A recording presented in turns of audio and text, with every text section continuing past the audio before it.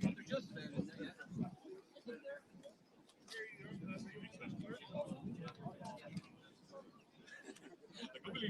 Nobody said that, and I saw it yesterday. I never see it. I'm always there. Always there.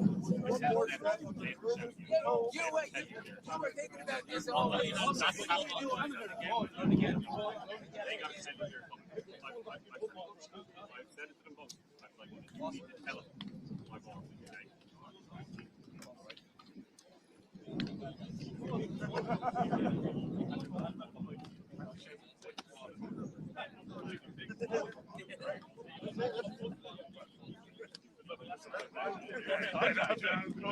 I just trumped the man, and I was like, we can do this again with no momentum.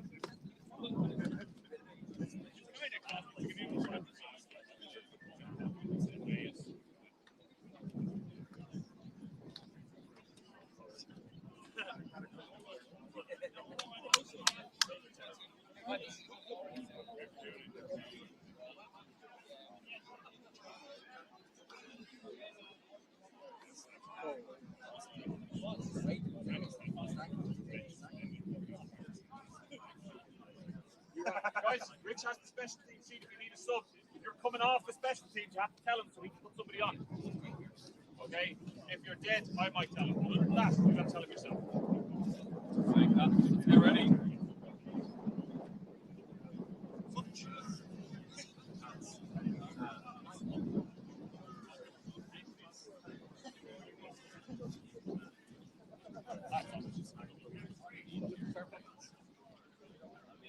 I'll tell them. I'll see. Go!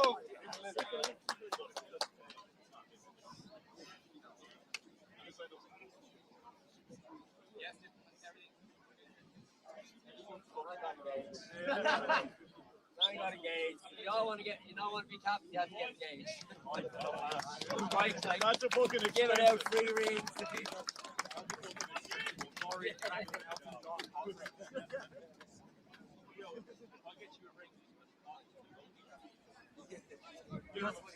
A pleasant good morning to everybody. Welcome back to University of Limerick's Bohemians Field, which is different than their normal playing field, McGuire's, as evidenced by the unhelpfully double-lined field. Yeah, this is going to play tricks on the mind all day. I'm Max Wolpoff, the voice of UCD American football. Right now, there is the captain's meeting prior to the start of today's contest. On the field representing UCD, number 62, Carl Mallon, number 15, Tom McKenniff, number 17, Aaron Mooney, and number 21, Owen Corrigan, who is celebrating his recent engagement by proceeding to play a game of American football and jeopardize his health. Welcome to sports, everybody. So I see we got a few people in the chat. Drop a comment in. Let's see where everyone's tuning in from. Today is quite a critical matchup. So if you'll give me a moment, I will share the league table entering today's game. Belfast Trojans remain at 6-0. The Louth Mavericks, their first loss of the season is a forfeit loss. It is not reflected in the league table, but it was officially announced by the league in an Instagram post, and that's about as official as you'll get in this league. UCD, the Belfast Knights, and the University of Limerick Vikings are in a heated battle for that fourth and final spot in the playoffs. We bring you back to today's action. We'll be talking about the playoffs a lot in the coming hours and in the next couple of days. This was the home ground for Carl's rookie year in 2018. These are the sorts of things, Evan, these are the sorts of things that I would never have known because I only started with my history of this club in 2024. and 2025. So if it doesn't include those years, I don't have a great recollection, and I have to rely on all of you. Never hit the field like who? All day like who? All night like who? On the road like who? Special teams like who? Offense like who? Defense like who? All day like who? All night like who? All day like who? All night like who? One, two, three. UCD! I figured I'd let that play out before I started talking again. Game day number 6 for the University College Dublin and University of Limerick teams, both of whom come into today's games at 2 and 3. For UCD, this is an underperformance. Kyle Freeman tuning in from the Pacific Northwest. Happy to see you again, sir. And for University of Limerick, this is a remarkable improvement on last year's relatively dreadful season. So University of Limerick, they lost to the Knights, Rebels, and Mavericks already, which should not be a surprise, except the Knights is a bit of an interesting one for them because now that puts them at a disadvantage for the playoff positioning. A victory over the Cowboys and the Admirals, 10-8, by the way. The University of Limerick's got 2 games after this. They face the Trojans next, which is going to be a hard one, and they face the Belfast Knights again, which should be an interesting rematch. UCD is going to return the kick to start today's action. Listed on the kickoff return lineup sheet is Hugh Don't Catch the Ball O'Connor as he stands and moves up a little bit. Jack O'Riordan fields a bouncing ball. We're underway. Let's have some fun from the University of Limerick. A huge block from the yards, and we're underway with a bang.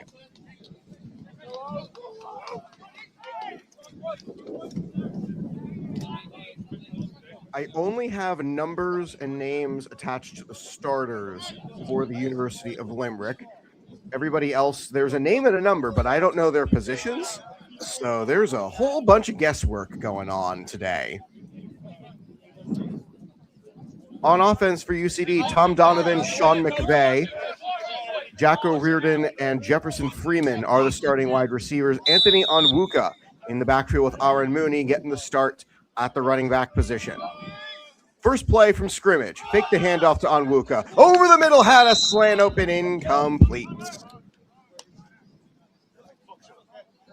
That was first down. Here comes second.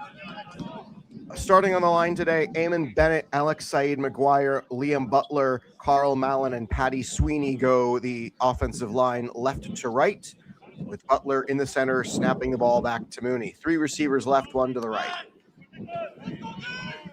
Bit more of a silent cadence, and left tackle Bennett moves early.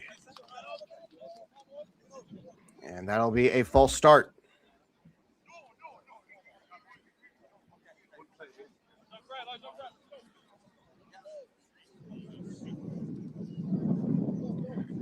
Early false start penalty brings it UCD 2nd and 15 following the incomplete pass on first down. Mooney snap cadence. He has a free rusher up the middle, going deep down the sideline and almost had it. Jefferson Freeman right there on it, but well broken up. Seamus Burke on the deflected pass. 3rd and 15.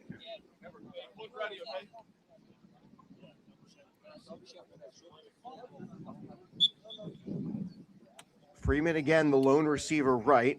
Everybody else lined up left. UCD offense in danger of going 3 and out. 3rd and 15. Rusher on the left side, and it's an incomplete throw to the first down sticks. UCD will send out their punt unit. Long snapper will be Dom Mooney. And doing punting today will be Tom Donovan.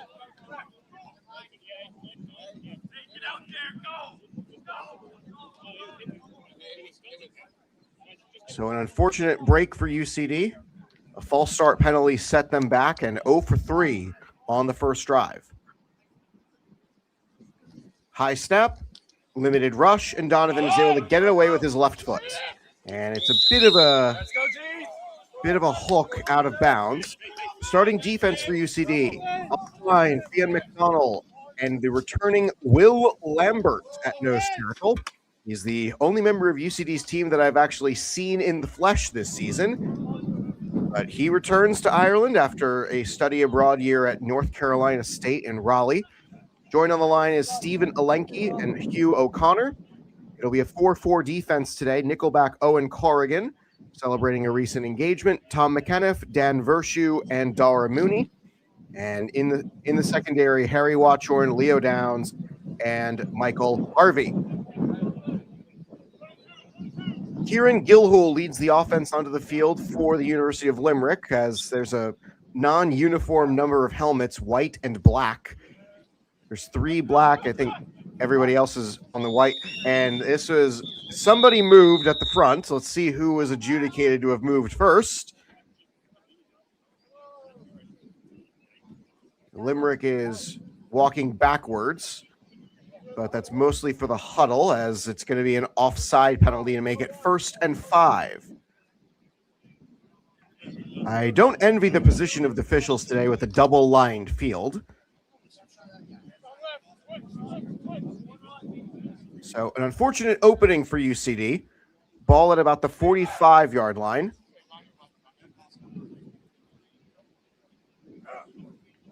Gilhool again at the controls for the Vikings.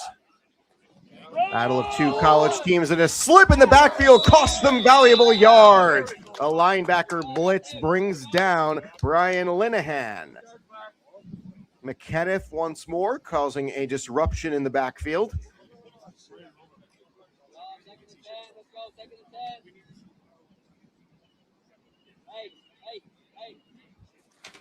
Left guard for UCD is Alex Saeed McGuire. He's backed up by Hugh O'Connor. UCD today bringing in light numbers. I'm going to head back into my notes. I have it here of how many people they brought. 33 active players. Gilhool, this is going to be 2nd down. Another run play into the line and goes nowhere. 3rd and 10 following 2 straight loss of yards plays. Alenki is going to be subbed off.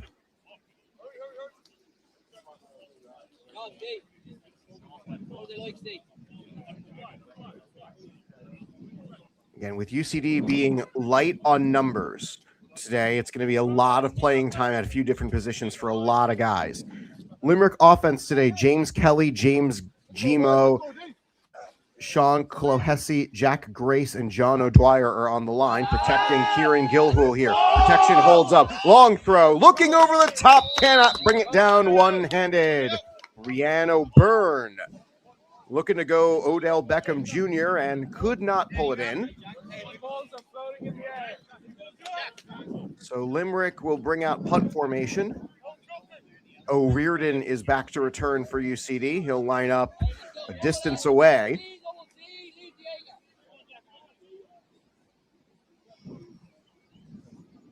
As the camera has decided to show the punt protection rather than the actual punt formation for University of Limerick.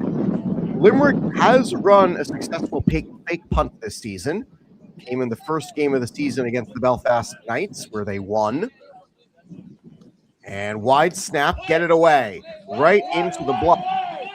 And call is away on Reardon to get away from the ball. As he fields it, high clothesline and a high hit. UCD staff are going to appeal for a penalty, and I don't think they're going to get one. The high tackle from Chris O'Mahony, number 57 for the Vikings. So first drive is a punt for the University of Limerick, which if anybody has followed their season this year, what else is new? They've punted on half of their drives, 22 for 44. Not including the successful fake punt on their first game. 2 each side. Mooney has a pistol back set. Bubble screen, too tall for O'Riordan.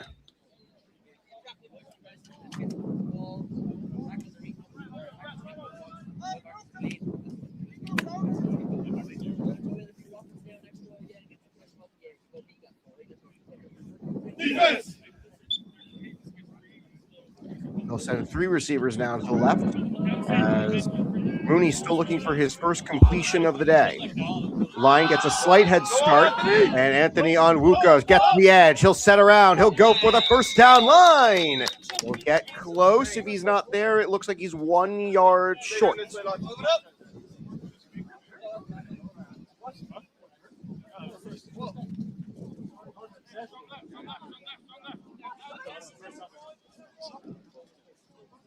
Yeah, I think. I know. We're showing third down.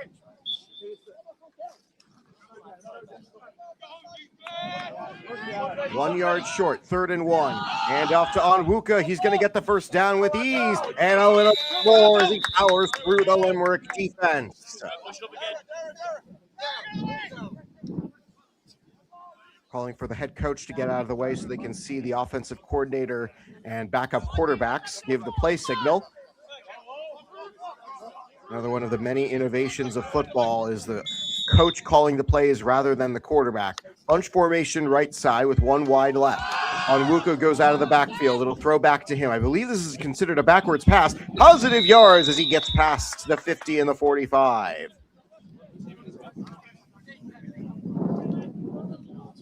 We're thrilled all of you have decided to join us today on your Sunday morning.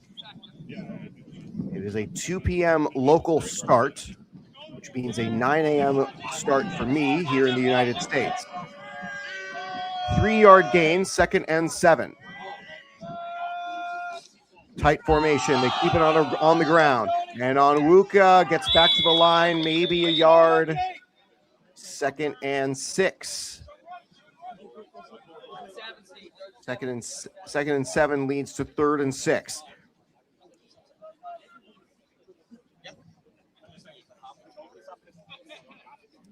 They'll keep 3 receivers to the right side. They'll be spread out a bit more this time. Donovan is spread out to the left.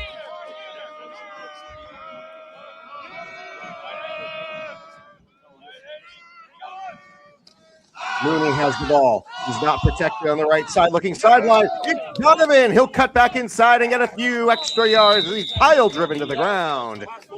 Another first down, UCD.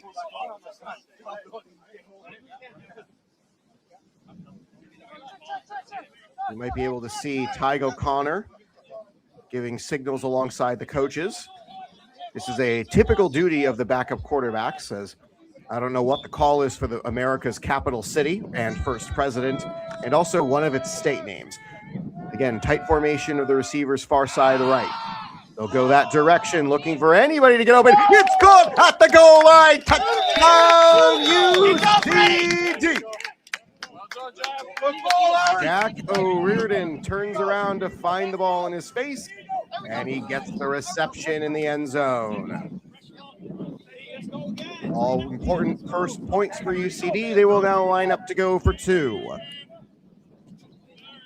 Onwuka is going to come off. Two of the other running backs today, Sean McVeigh and Finn Bruton. Critical first points in this battle for playoff positioning. They'll send 3 receivers right. I believe it's going to be 1 to the left as they keep the regular offense on the field. Not sure what's happening here. Pass goes out, and it's broken up at the point of attack. Incomplete. It stays a 6-0 lead. Kickoff team is going to be led onto the field by their new kickoff specialist, Will Lambert, who is returning to action for UCD today. It's funny, Will and I randomly, without planning, ran into each other on the streets of Washington, D.C. before the first Belfast Trojans game, which was several months ago at this point. I was genuinely stunned when I saw him walking to me. I thought, this can't be somebody I know, but it was. We ran into each other on a street outside of where I live, and it was really awkward. He had just come from Georgetown University, where it's a relatively open campus. He was able to walk around and see the second smallest stadium in all of Division I football. Fewer than 4,000 fans can fit into that arena.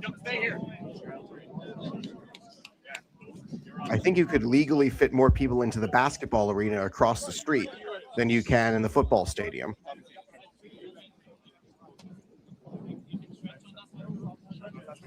Limerick is lined up to receive this kick as they trail 6-0. We're thrilled everyone has decided to join us for this Sunday. Match day number 6 for UCD as Lambert gets set to drill the ball. Soccer style boot on his right foot sends it away.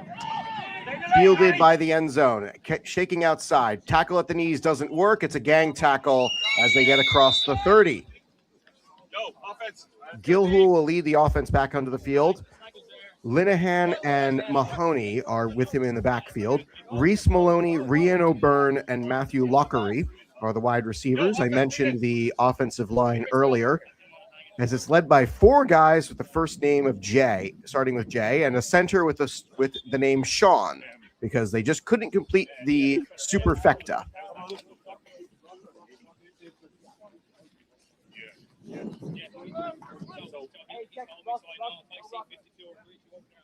Gilhool again at the controls for the Vikings. This is their second time with the ball. They had to punt on their first time, as they've had to punt on half of their drives, and Gilhool is stacked on the fake pitch. Corrigan was not fooled there. That is a heavy loss on first down for the Vikings. This is a critical stretch for UCD, as I'm sure I'm going to mention multiple times. This is their first of 3 games in 14 days. Next Saturday, UCD will play their home finale against the Cork Admirals. And thank goodness it's not a Saturday, because if it was on a Sunday, I'd have to say I can't do the game because I have a baseball game that day. Gilhool, second down. It finds the receiver. It's open for O'Byrne. Gets a lot of good yards on second down. Not quite a first down. Leo Downs and Dara Mooney make the stop. It'll be 3rd and 4.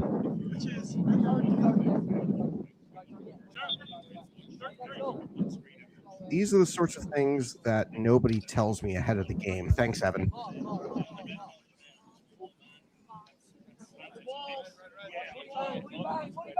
Yeah, I would have appreciated that being in Limerick's sheet heading into this game, but I only got names and numbers, and I had to take a guess.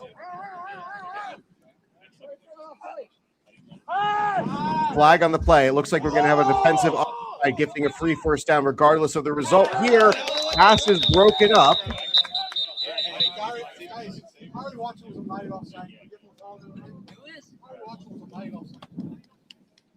You heard Patty Sweeney say Harry Watron was a mile offside, and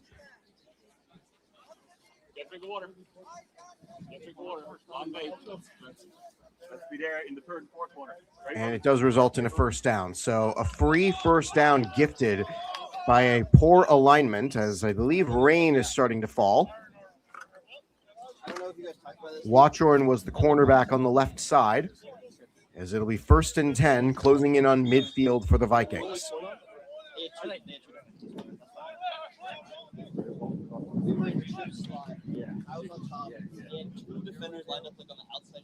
Two receivers line up right, 2 in the backfield and 1 wide left. Yeah,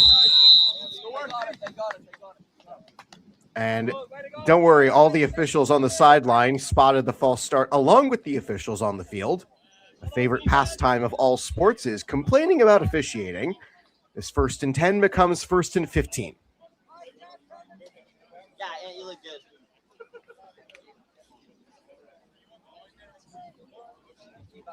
New spot for 1st and 15. We're thrilled to see everybody tuning in early today. It'll be in same start time next Saturday when UCD plays the Cork Admirals on their final home match of the season. Limerick faces a deep first down here. They like running this pistol set formation with 2 backers. Passes behind the line of scrimmage. It is caught, but he's not going anywhere. Ball comes out, and it's recovered right away. Lockery had the ball, lost it. It is recovered by O'Maheny. Looks like they may have gained a yard on the play. On the pass behind the line of scrimmage, it's 2nd and about 14. It might still be 15. The double lines are really messing with me.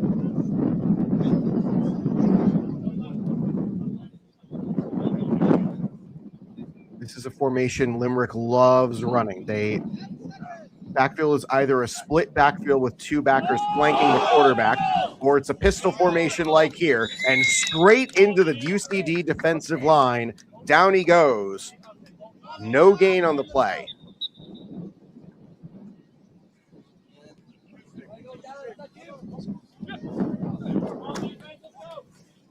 Third and long coming up for the Vikings. They punted on their first and only time with the ball so far.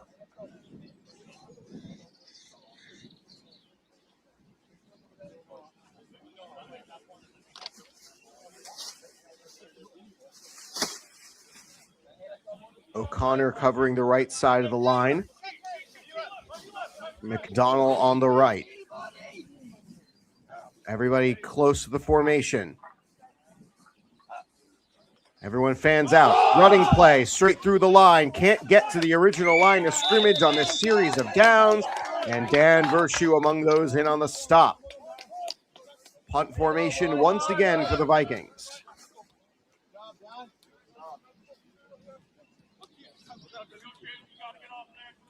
Virtue was among those from this team that was at UCD yesterday to cheer on UCD's flag football team, who got 2 massive victories in Clotta Bowl playoff action, including the first ever domestic loss for the South Dublin Panthers. You can check out the game on our YouTube channel. It was the most recent live. High snap, fielded by the punter. He does get it away. It's not a great punt, but it takes an amazing Limerick roll.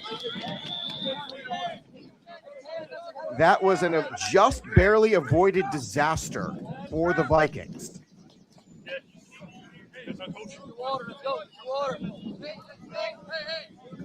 Just barely avoiding disaster on that kick. High snap again. Then the snapping has been an issue for the Limerick team. In watching some of their league games provided by the Quick Cut film repository that we have here with the league. Long snap has been an interesting position for them. It's been a difficult time to get someone to do it consistently 100% because it's a little bit of a specialized position. Tight formation right side. It's going to be another handoff on Wuka, who's trying to get the edge. Limited gain as he breaks through, trying to get to the 20.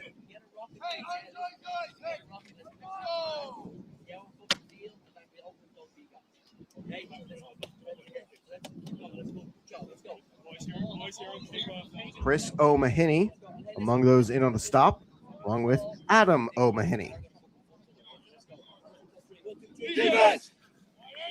2nd and 7. They switch the strength of the formation to the left side. Looking out for the first drive. It's Freeman. Down the sideline he goes. He breaking free. Going free is a bird down. Let's go, Jeff. Down, UCD. An incredible catch, tackle, and off to the races he goes. 12-0 Students.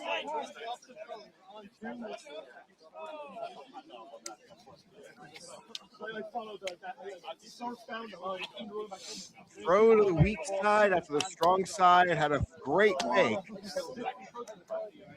Will again try for 2. This is a normal thing for UCD. Despite Will Lambert's ability to kick field goals, they do not run a field goal kicking operation.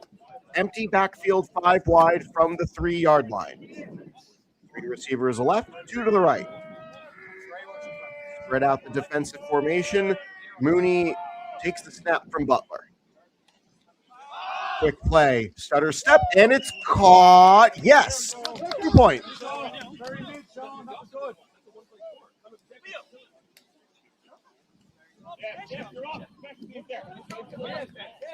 14-0 as UCD jumps out to a quick 2-possession advantage. Had to punt on their first time with the ball. And they've scored 2 quick strike touchdowns since.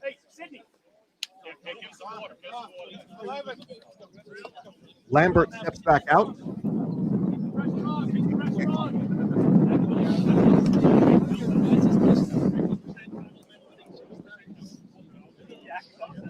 Very happy that those of you who are just joining us. 2 straight touchdown drives for UCD, a 2-point conversion on the most recent one.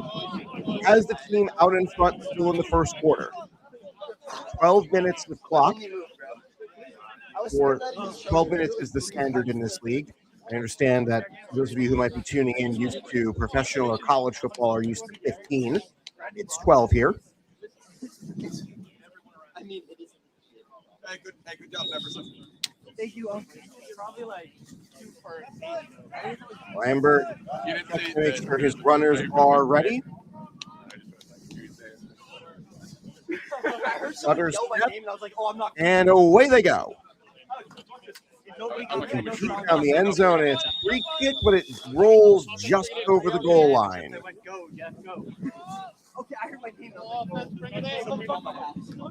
Millie Peach and Dan Vershu lead the defense onto the field off the sideline.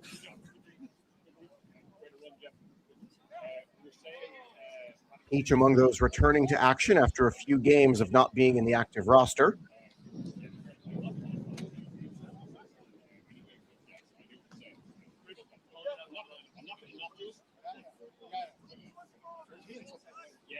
As Limerick huddles way back at the line of scrimmage.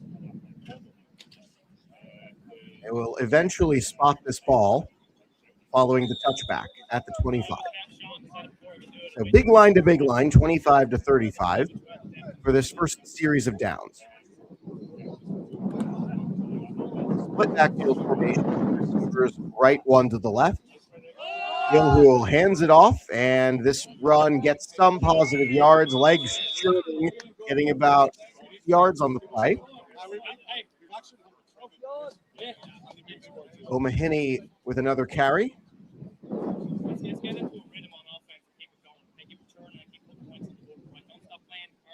Limerick has punted twice so far today.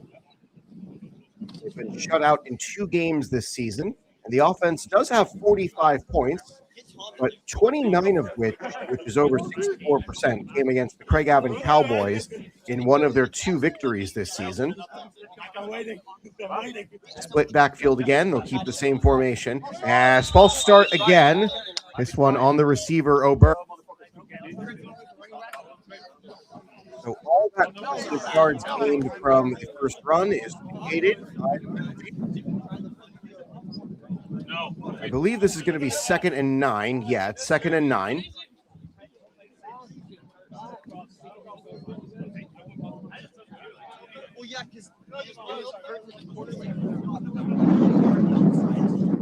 Gilhool relays the play to his team. They'll keep a split backfield. UCD in 4-4 formation, 4 on the line, 4 in the linebacker spot. They show blitz from the right side, and if blitz gets to the running back, and he's not going anywhere. Dara Mooney right there to make the stop. And I believe that is the end of the first quarter. Yep, quarter ends as we head to 3rd down. So teams will now switch sides. UCD will now attack the left end zone, as we see it here, and Limerick will attack the right.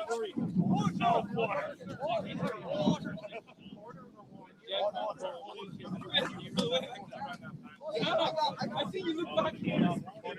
I quit, but I got some. Yeah, I can run 100. Let me update my graphics, as it is now the 2nd quarter of action. If people got questions for Max's mailbag, we'll get to most of them at halftime. So if you've got a burning question about this league, about my life, I'll answer reasonable inquiries.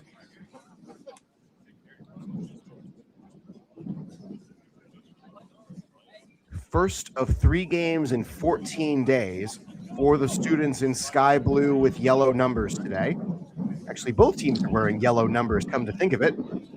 I'd hate to be colorblind here because the dark blue and the light blue might not be sufficient shades of gray.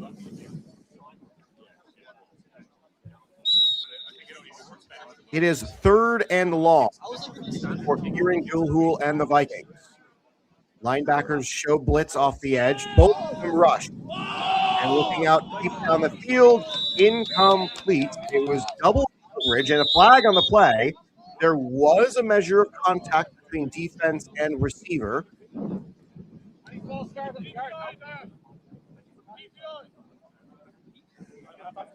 UCD's coaching staff were appealing for a false start on the guard. But I don't think they're going to get that.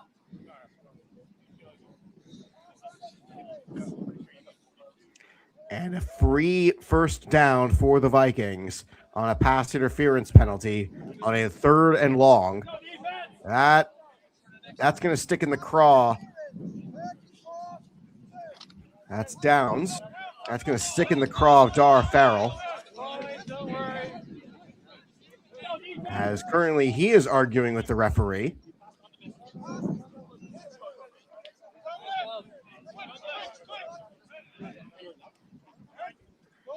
So it's 1st and 10 Vikings after all that, as we don't get to see some of the play. And here we go, pistol set.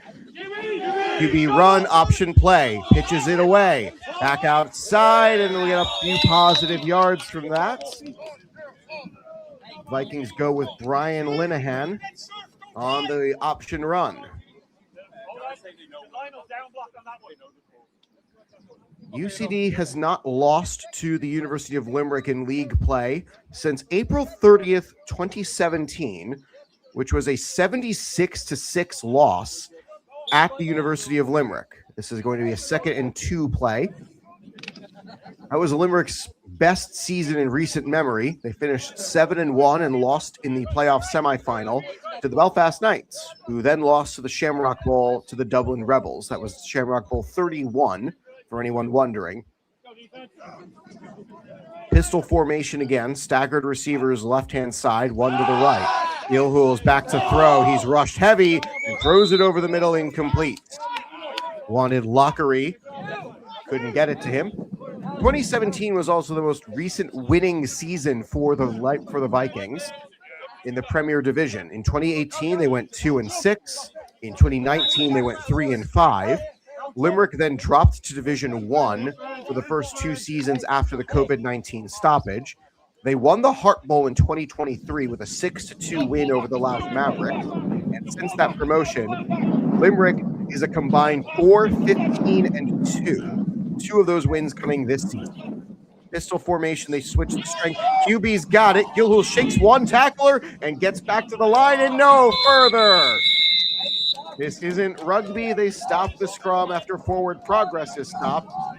And Limerick is going to trot out punt formation on 4th and I believe that's about 4.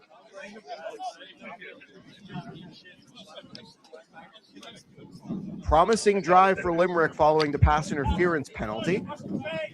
Had a good first down run and couldn't do much with it. Rian O'Byrne is the punter.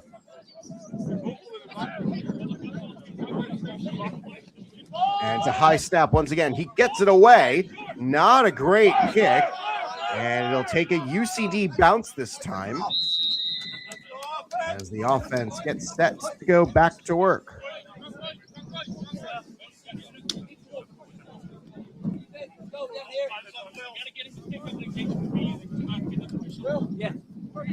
Three drives, 3 punts for the Vikings as it stays 14-0.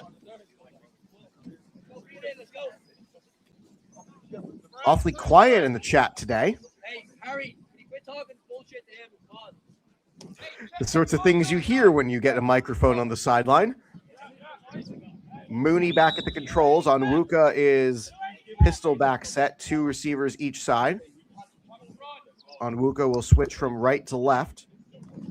Mooney changes up his snap cadence, and back to the line of scrimmage is all he'll get. believe that was Jack McLean on the stop, number 99. UCD at 14-0. They've got 2 straight touchdown drives. 2 receivers each side. They keep Maluka on the same side. 4-3 formation. Quick runner, and that was a bit of a miscommunication. O'Riordan was not looking for the ball as it came out. Make it 3rd and 9. Mooney just trying to make sure he's ready for the next play because there's nothing you can do about missing the previous one. 3 receivers to the left, 1 to the right. Donovan, O'Riordan, and I believe McVeigh or Bruton are the receivers left side of Mooney.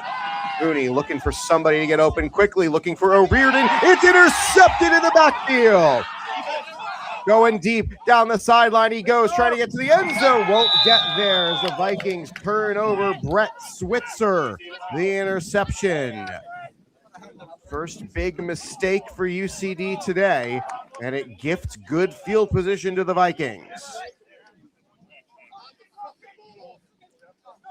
This is the deepest down the field the Vikings have been today, and it comes courtesy of a great interception return from Brett Switzer.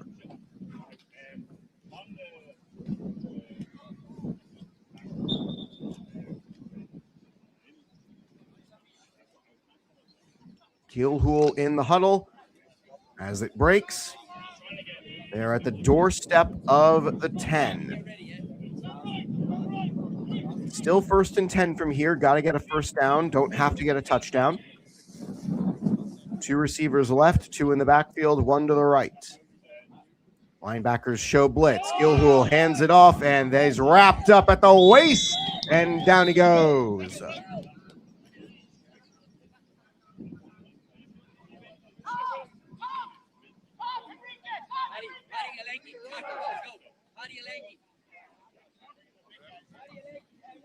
Quick subs off coming. Lambert looks like he's going to be subbed off as well. At least it sounds like. I'm not sure he actually came in. Hattie came in as well. And that's Alenki and Sweeney in the middle of the field now.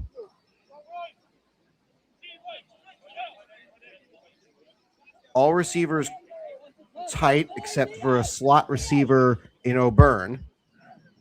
Farrell is trying to make sure the defense is aligned properly for this tight formation. Lead blocker has a running back, and that's not going to go anywhere. McKenniff again on the stop. McKenniff, well known for a lot of what he does for UCD.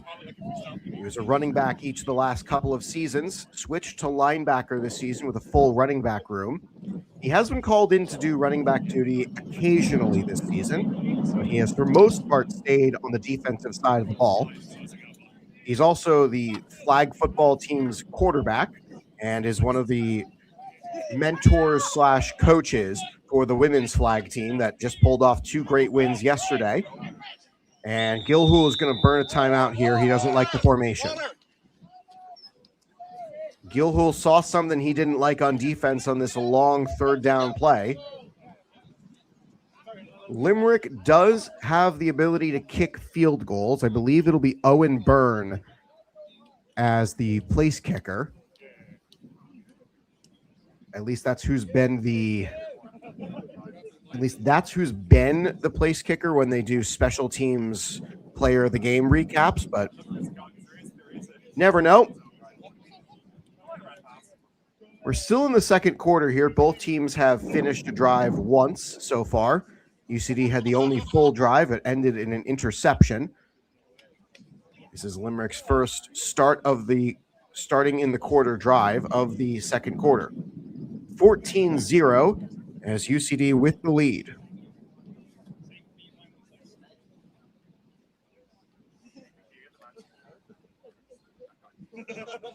Dara Farrell trying to impress on his defense the importance, the fundamentals on this play. McDonnell and the defense head back out there.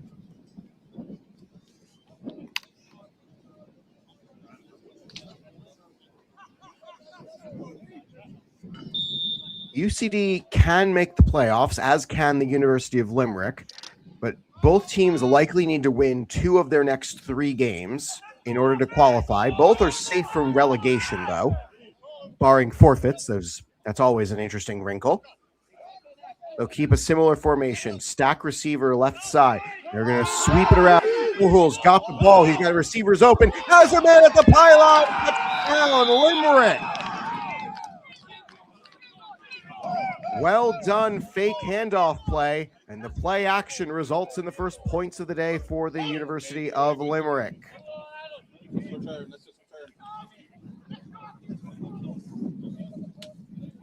14-6.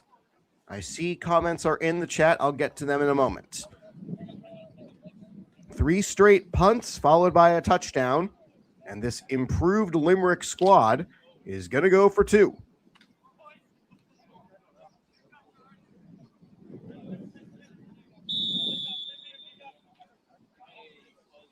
Never mind. They're lining up for 1. Left-footed kicker, I believe that's Lockereed, 88. I'm watching the white hat because I can't see the ball sail through. And he did get it. All right, so that is 1 point for the Vikings. Gilhool on the hold had me believing that it was going to be a run.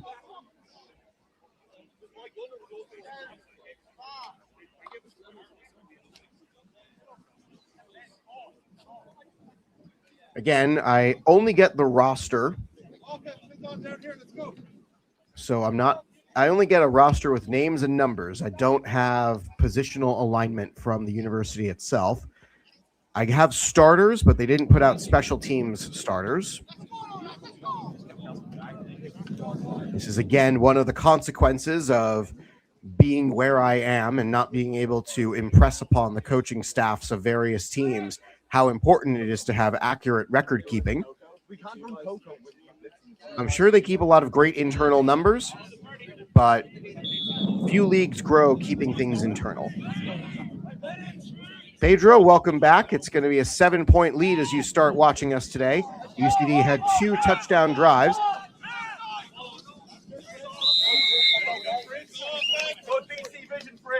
Fritz Johann Franz on the return. One of the upbacks. As Hugh O'Connor, I believe, is banned from holding on football after last week's debacle on the second half restart against the Trojans. Pedro, if you want to come back and play, I'm sure the team would be more than happy to have you, as they have had some light numbers given training absences as well as planned departures for the American students. Tom Donovan able to fall forward and get positive yards. Seamus Burke on the stop, but the tackle brought an extra 2 yards maybe to the play to Donovan. And again, let's see what the capital city of the United States of America holds here on this America's 250th birthday. Mooney back to throw. Looking deep down the field. Has a man behind the defense. It is not caught. It's dropped. Incomplete on second down.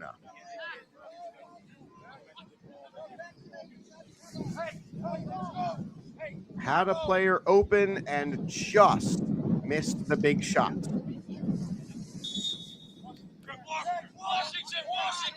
And they'll keep the same play call here. Let's see if it's the same play. There is a whistle. And UCD is going to burn one of their 3 timeouts. Both teams now have 2 remaining.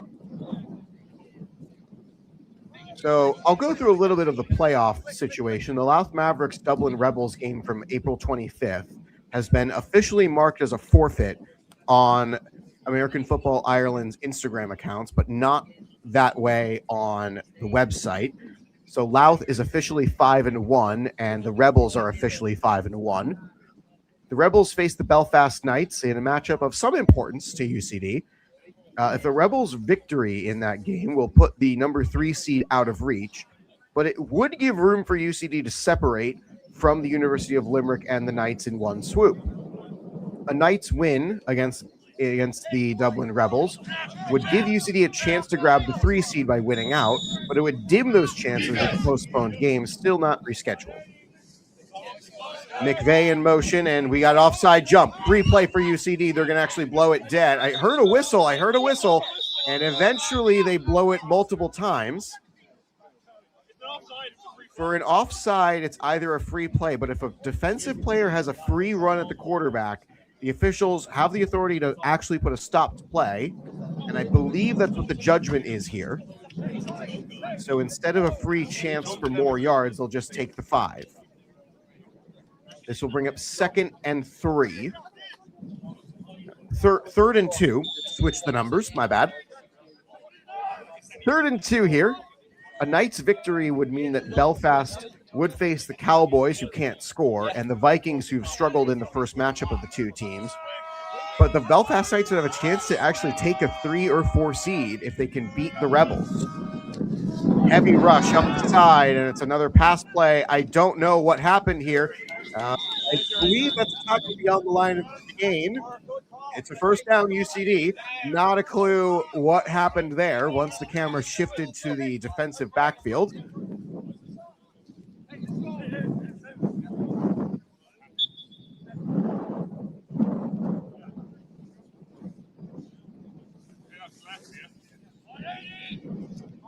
Mooney again gives out his cadence, gets the ball. It's going to be a handoff. Mooney keeps it. 3 yards on the keep.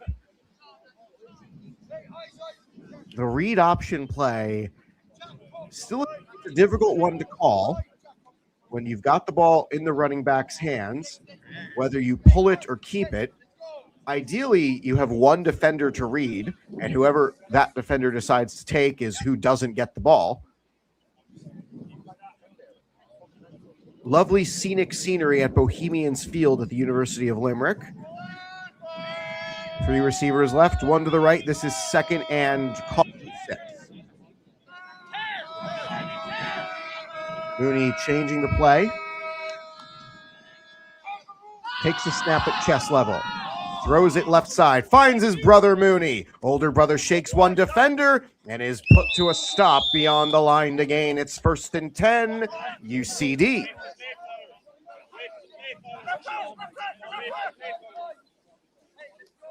UCD's players are being instructed to get away from the offensive coaching staff and backup quarterback Ty O'Connor.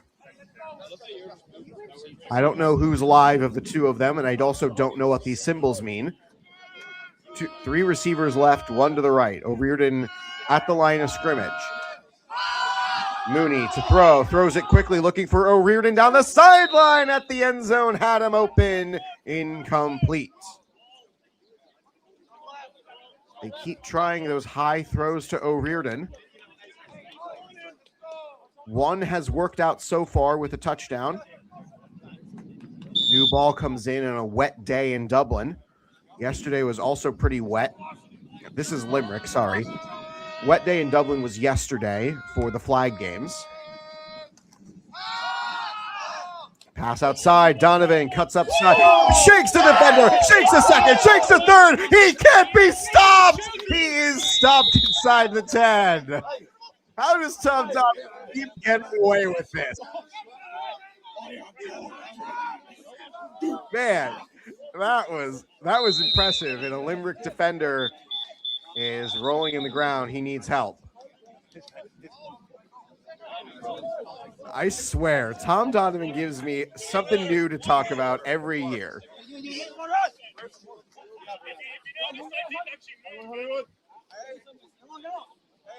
He's trying to downplay his own accomplishments here. He shook 4 defenders out of their boots. Have a little pride, Tom. That was great. 14-7 UCD on the march, as medical staff are out to tend to the Limerick player who was on the ground but is now up on his feet.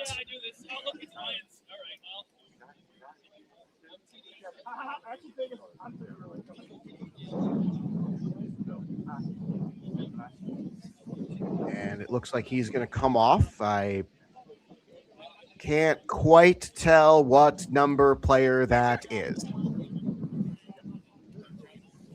It might be 1, it might be 11. Could be another set of thin numbers. I can't quite tell. UCD holds the 4 seed so far by virtue of head-to-head win over the Belfast Knights and a point differential tiebreaker over the Limerick Vikings. A win over Limerick today would mean UCD controls its own destiny leading into a packed schedule. 3 games in 14 days. And that battle for the 4 seed has 3 teams. The UCD, the Knights, and the Vikings all have a chance. The Knights play the Rebels today in a game that could be very interesting for UCD's sake. 2 receivers each side, motion from O'Riordan. It's a toss pass play. Blocked out in front. O'Riordan trying to get to the edge, and he is chasing it out.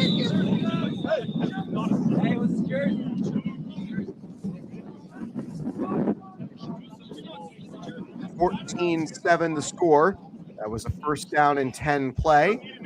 First down line is around the 3.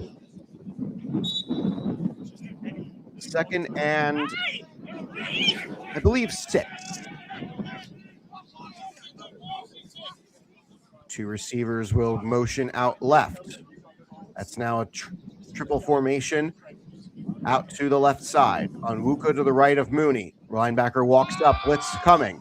Looking deep to the end zone, finds a man. It's a touchdown, UCD.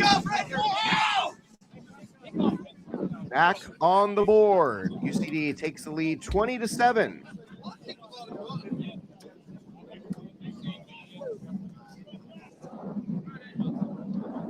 Two-point conversion play coming here to make this a 15-point advantage. We'll move the receivers tight to the left side with 1 wide right. Now all 3 of them will go to the right.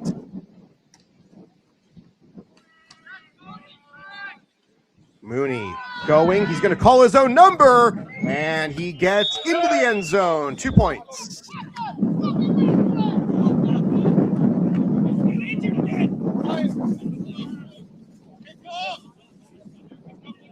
(22-7). UCD scored on 3 of their 5 drives. University of Limerick will get the ball with their 5th time in the next play. Both teams have 2 timeouts as we are closing in on halftime, so get your questions in for the mailbag at halftime, as we shall discuss whatever y'all feel like discussing. I did something I never do yesterday when I was watching the flag football game back. I opted to hit the Gemini button on YouTube and ask Gemini about the video. And one of the things it talked about with me was my meta commentary style, where it's a lot of pull back the curtain moments, engaging and informal, but informed. I had never been given such compliments in my life, and I thank computer-generated compliments. Sometimes you need these things to help float. Lambert sends it away. Vikings get the ball again as the wind starts to pick up and sails the ball into the end zone for another touchback. Hugh O'Connor adjusting his helmet to go back out there. As I'm informed by the comments of number 11 who went off for University of Limerick, and it's Seamus Burke, one of the starting cornerbacks.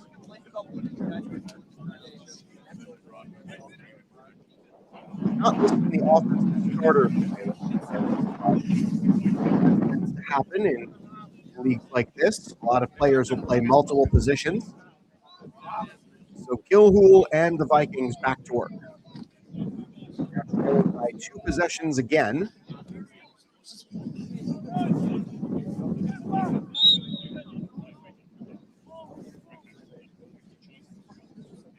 Split formation backfield. 2 receivers right, 1 to the left. Again, UCD staying in their 4-4. Linebackers show blitz, don't go. They drop back into coverage. And the defensive line gets through to Gilhool. It's a 1-yard gain to no sack. But it does prevent anything bigger as UCD opted to rush 4 and drop everybody else back.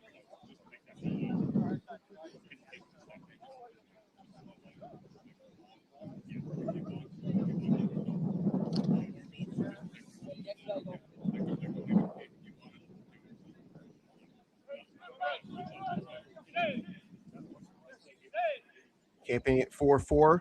Same formation as before for everybody. Split backfield 4-4. Linebacker blitz this time. They get through Hill on the left side. Down he goes for a huge pop.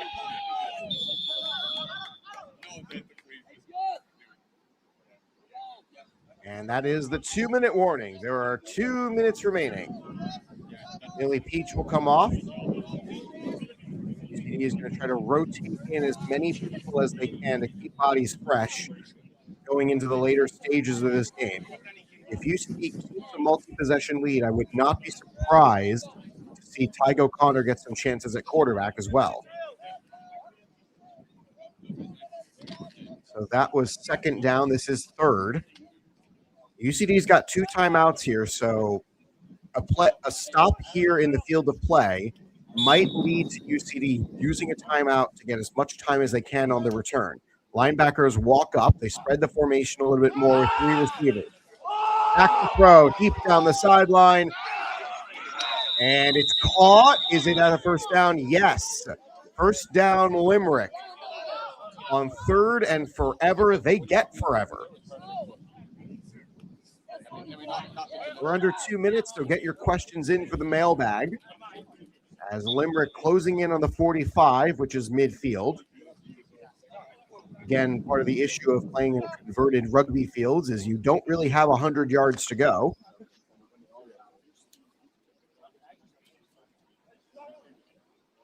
Limerick play out of bounds, so no need to rush the clock. They've got 2 timeouts as well. More traditional 4-3 formation for UCD. Linebacker walking up, and they get the jump. No, they don't. He didn't cross the line of scrimmage. Deep down the field, and out of the reach of Lockery, incomplete.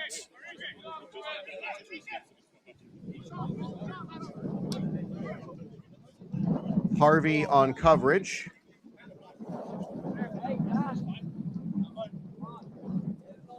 And it doesn't look like they've caught that offside, but again, 2 UCD players jumped. But when you don't cross the line of scrimmage, it's not an offside penalty. You're allowed to be as jumpy as you want on defense as long as you don't go across that line where the ball is. 4 on the line, keeping the formation the same. Split back set. Gilhool, deep drop back, looking to throw. Outside he goes, and it's caught. Down the sideline he goes, and Vershu saves the touchdown on the throw to Burn. 2 big plays have Limerick in business.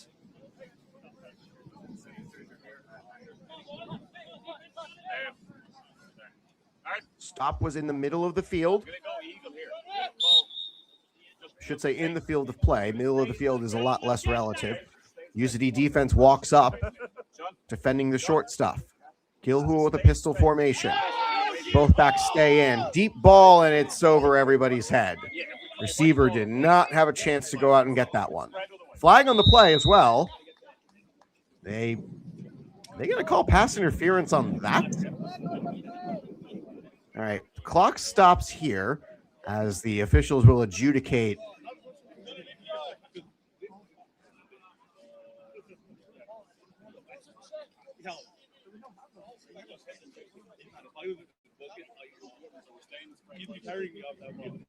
This discussion between the back judge and the referee.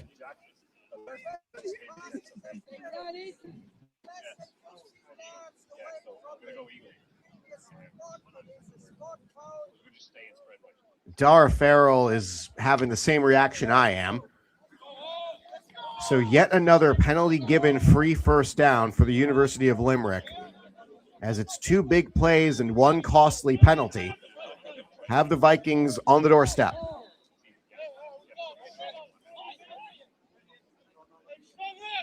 From the 18, Limerick lines up. This is a much improved team from the last years.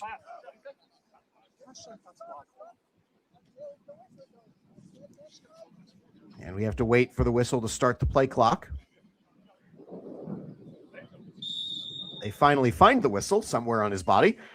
Split back formation, 2 receivers left, 1 to the right. Gilhool takes the wide snap. Fields it, throws left, looking wide open at the goal line. He is in. Touchdown, Vikings.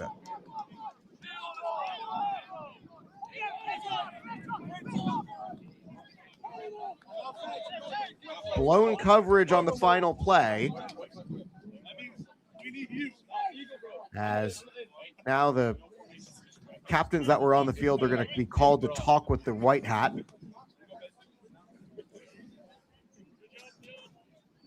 James Kelly and can't quite pick out the number on defense are going to talk. So touchdown there as Limerick lined up to go for 1 on the previous play. They go for 1 here. It's merely an 8-point advantage, but it looks like they're going to line up to go for 2. Nope, they're going to go for 1. They're going to try to make this an 8-point game. If they miss this, it's a 9-point game. Lockery back for the kick. He sends the ball away on his left foot, and he doinks it.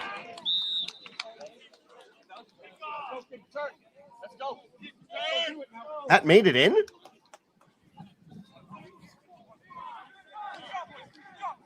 Okay, that made it in.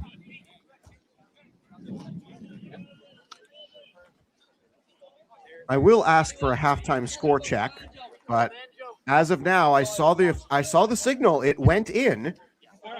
Y'all heard the doink, right? Because I swear I heard that hit the post.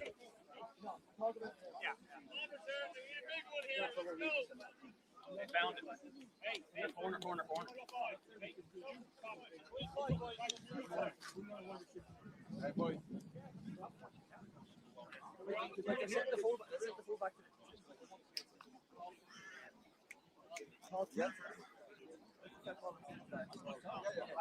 Eight-point lead. UCD's got both timeouts left. As it's 2 straight touchdown drives for the Vikings, making this a game against UCD. A critical matchup here from the University of Limerick's Bohemians Field. We'll see if UCD can get their Rhapsody in order. Fielded by Onwuka. Takes a block, goes left side, cuts up field. Top tackle. And there's no flag on the play. Limerick player is also down on the opposite side. I didn't see what happened there. I did see the high tackle on Onwuka.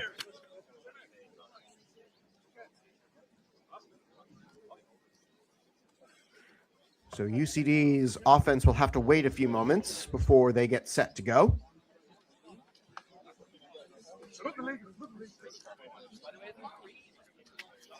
We got plenty of time to get your questions in. I see we've got a lot more people in the chat as we head toward halftime. We are under the 2-minute warning. University of Limerick had a long drive. There are 2 timeouts left for UCD to try to get something going. They will start the drive at the 38. As the offense and defense are both going to have separate meetings here for UCD. Dara Farrow taking control of the offense and the offensive staff taking control of the defense before everything gets interesting in the final 2 minutes of action.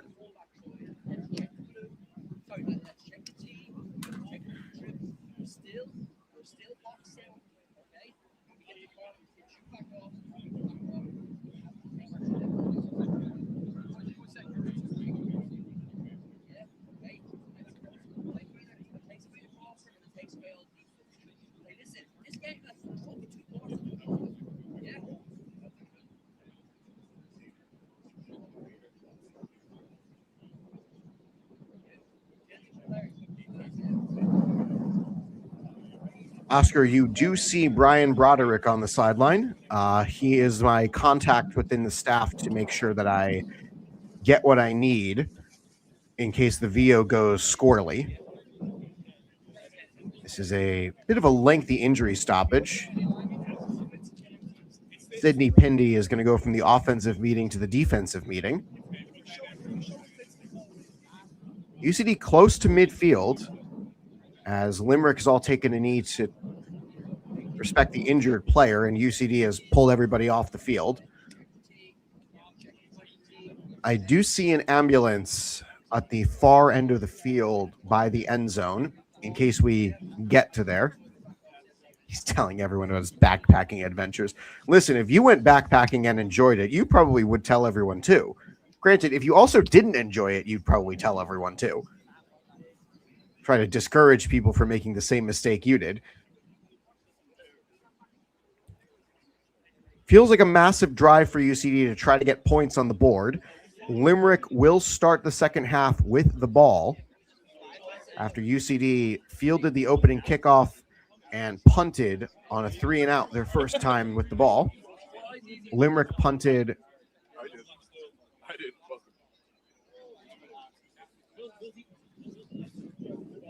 How late are they going to play? We're here until the game's over. I think, though, they would call the game due to darkness if they don't turn on the lights, and I have zero clue what University of Limerick's. If I had to remove one ginger from UCD, who would it be? I'd need a definitive list of who is classified as a ginger in order to be able to fully answer that question, but I don't feel like answering that question as I don't think it's appropriate for me. Oscar, do I have to put you in timeout? I don't feel it's appropriate for me to be making roster decisions. Yeah, again, UCD's field has lights and they do use them, but I don't know what the procedure is for turning them on if they're not expected to be on. And similar thing here for Limerick, I don't know what the procedure is for the university to turn on their lights if we get that late. It is still 10, it's 3 o'clock. So we've still got a long way to go before we even have to start worrying about darkness. 1 second. I'm going to check on something here. I want to see how late sunset is tonight. Limerick, Ireland.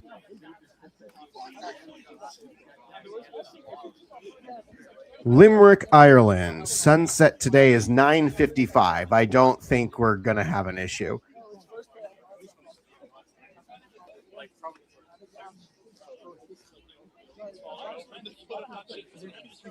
Yeah. Again, I don't believe we're going to have an issue with anything going on with this game potentially going too late, barring potentially more disasters as the game goes on. Best player for whomst. I think it'd be a little difficult to say it's anybody other than the 2-time Shamrock Bowl MVP Tom Donovan, who wears the number 6 for UCD. You can see him on the screen there.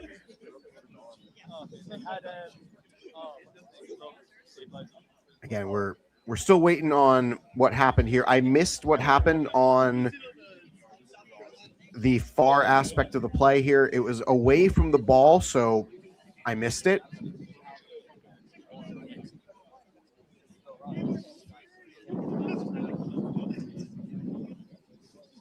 Gives me a chance to go through some of my pregame notes. Meanwhile, everybody, if anyone's interested about the Division I playoffs looking toward the Hart Bowl, the Kildare Crusaders forfeited the remainder of their season in early May, which gifted victories to Westmeath, the Northwest, South Dublin, and West Dublin, who are all the top 4 of the division. So that didn't separate them from each other, but it separated them from the pack. South Dublin's finished the season. They are 7-1, and they lost their first game of the year to a Westmeath team coached by Owen Feely of UCD fame. The Panthers have already beaten the current number 2 seed, the Northwest Vipers, which means the Panthers are more than likely going to be the number 1 seed for the Hart Bowl. Westmeath played Northwest yesterday, and the Vipers won 38-8 in Mullingar. The result clinched a playoff spot in a winning season for Northwest for the first time since 2018, and Northwest is only second to South Dublin. West Dublin faces the Causeway Giants today, and the winner would be a playoff team for the time being. The Rhinos are 5-2, and they can clinch a spot with a victory, but a Giants victory would set up a win and in final game. Max, we're taking halftime early. We'll be back with the 2-minute warning at the after this. Okay, I hear from my apparently producer on the field, Dan Vershu, we're taking halftime early, everybody. All right. So we're taking an early halftime as a result of the injury. UCD will have their final drive of the second quarter when we come back. All right. This gives me a chance to roll through a couple of announcements. We again thank each and every one of you who has ever tuned in for any of these streams through the course of this season or last. We will not be able to do this without your support. Revolut on the left, Venmo on the right. If you feel like directly supporting UCD's efforts and UCD's club going forward, this is a great way to help all of us.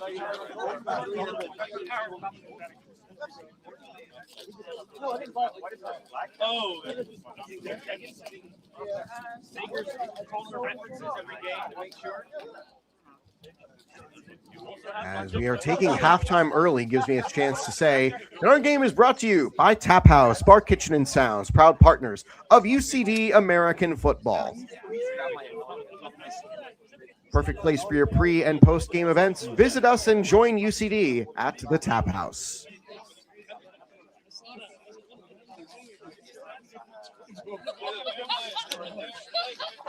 So we are officially at halftime. The Mavs are up 46-0. Oh, dear. Wow. Goodness gracious. So the Mavericks face the Cowboys today, and the Cowboys are, struggling to score, and they would have needed a victory by a wide margin to avoid relegation, and that's an outcome about as likely as getting an apology from the current U.S. administration on anything. The Trojans can wrap up the number one seed with a victory next week against the Mavericks in a potential Shamrock Bowl preview between the two top seeds.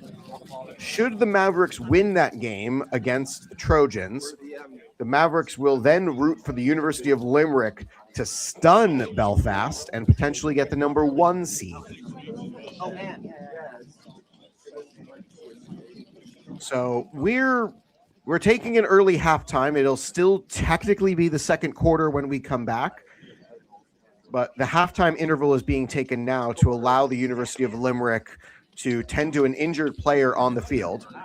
What branch of the military am I hoping to get drafted to? None of them. I have a medical deferral.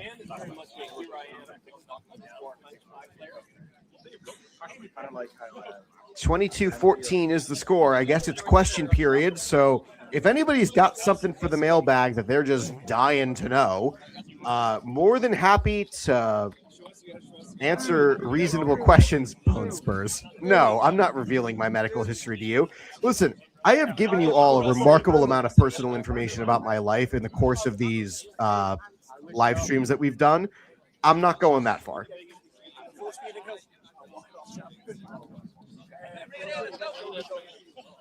So UCD just trying to keep their bodies warm and ready. After a brief rest, Star Farrell is going to call the team forward. Paddy. Listen, we're on the floor now. The minute get that on the second half. Okay, so we'll do a minute second half.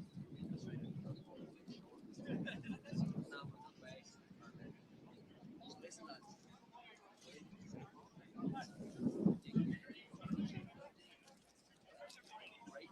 Great little bit of first half. And just walk back into it. Shoot chill offense. Still ball defense. This is a fucking game. Don't make get your head like relax. We've got a little bit of time now. Get back in here. String out for stay in the game. Stretch. Go. 1, 2, 3. UCD!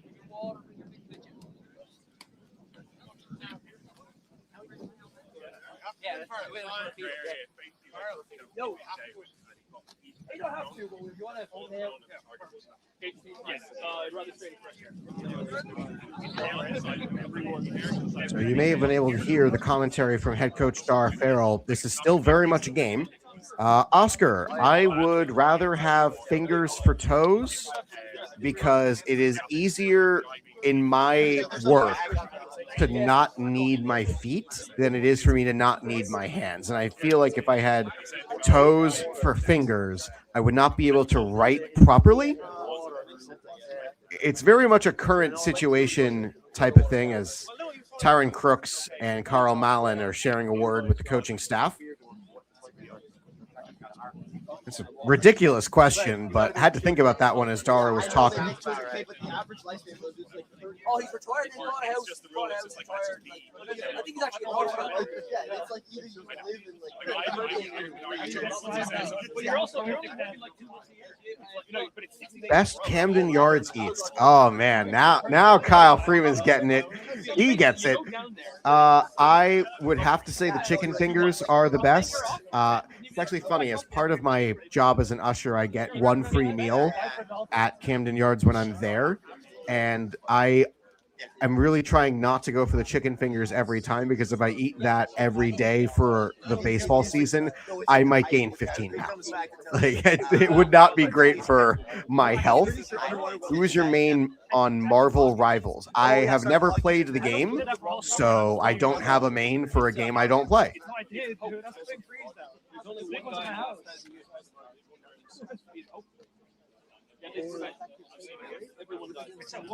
they all die.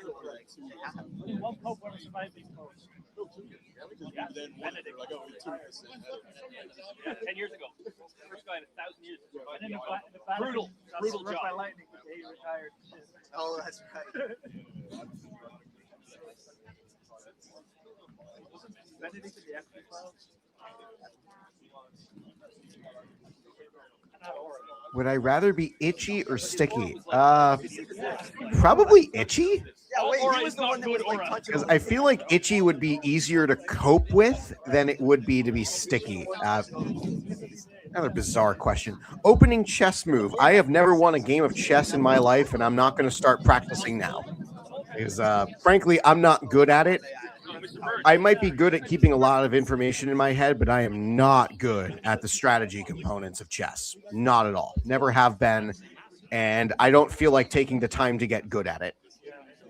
Much like a lot of different video games, I don't feel like taking the time to get good at them, as Will Lambert is taking a walk out into the field after getting out of his pads. Again, we are taking the halftime interval now.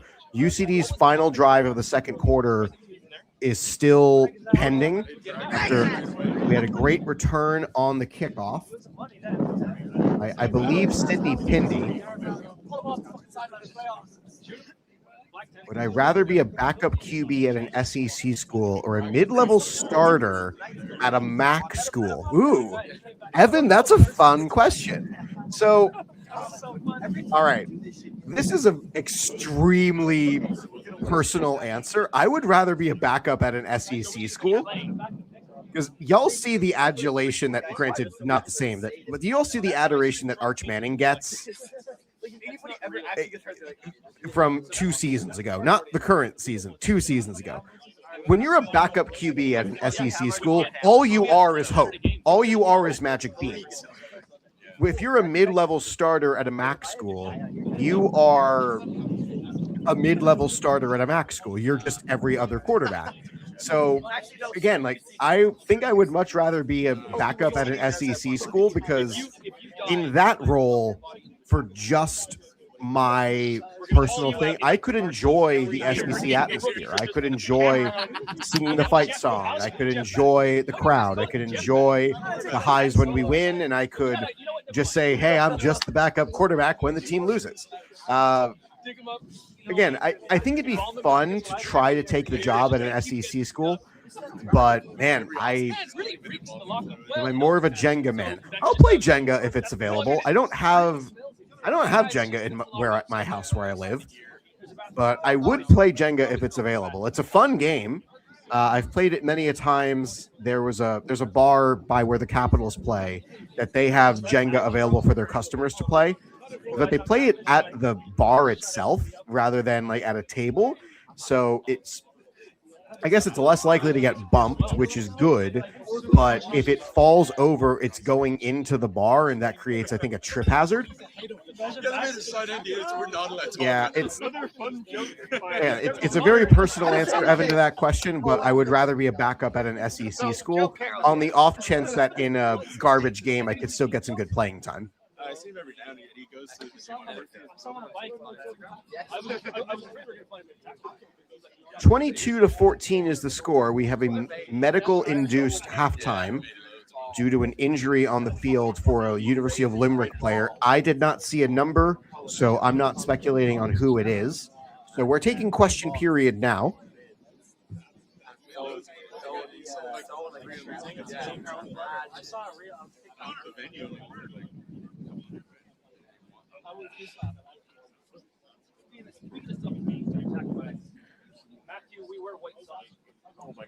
UCD's players are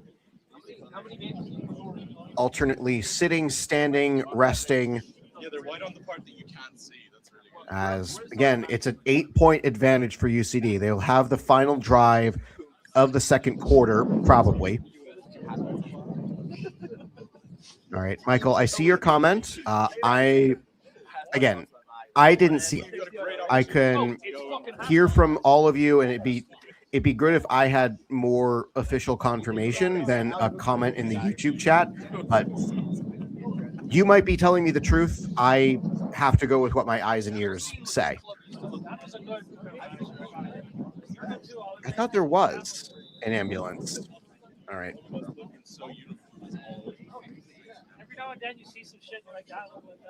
All right. Geez, we're 4 days from the World Cup, everybody.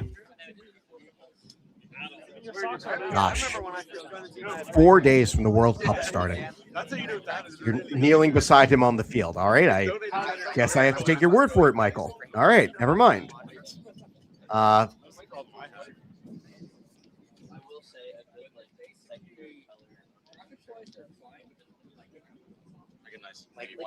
Like a white? No, white. So we should do a day where we all wear different colors. We did that. And then everyone. Interesting. just someone like That's not the number I have for Charlie. No. Okay, listen. No, someone made it seem like it was like a super specific thing to wear any other color. No, it was it was only if you paid $10. Yeah, I was gonna pay $10 and then someone. All right. How's this? I also thought it was a punishment. So we're waiting on medical help to arrive, so we might be here for a bit. So let's distract the audience. 100 hamster-sized me's or one me-sized hamster. One me-sized hamster, because I think one-on-one I'd have a chance. 100 on one, I don't think I'd have a chance. Because 100, okay. Sean, question for your comment. What constitutes winning?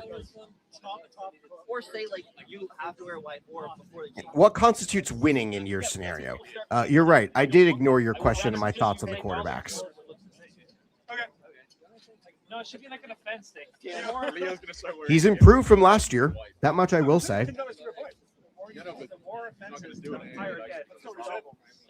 Because my answer to this 100 hamster-sized me's or one me-sized hamster is what constitutes winning in this sense? Is it a fight to the death? Is it like what's the fight here?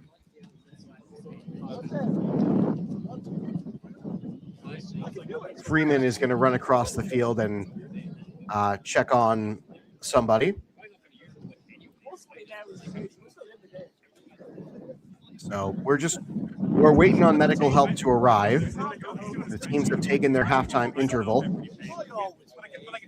So we may be here for a bit. And thank goodness I don't have anywhere to be after this. Because next week with UCD playing the Cork Admirals, I do have somewhere to be after the game ends. Granted, as long as the game is done by about 2 p.m. my time, I should be fine. And I don't think we're going to get there today.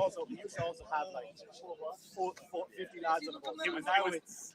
It was like 10 years ago when he was 10th grade. They don't 15 match. for years. Like, They not just match. One short, one tall. Oh, there's other ones in blue. I was meant UCD. Oh dear. Would I rather fight? I'd rather not fight anybody, to tell the truth. I'm not. Listen, for as fiery as I am, I'm not interested in fighting people. Two Owen Corrigan-sized Patty Sweeneys or one Patty Sweeney-sized Owen Corrigan. I don't think I could really take either of them in a fight. Tell the truth. I know Patty's tougher than I am. He plays offensive and defensive line. Look, y'all play football. I just talk about it.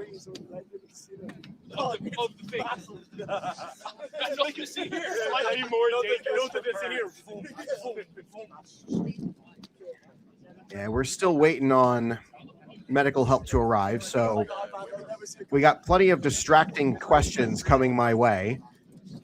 As once again, we are going to discuss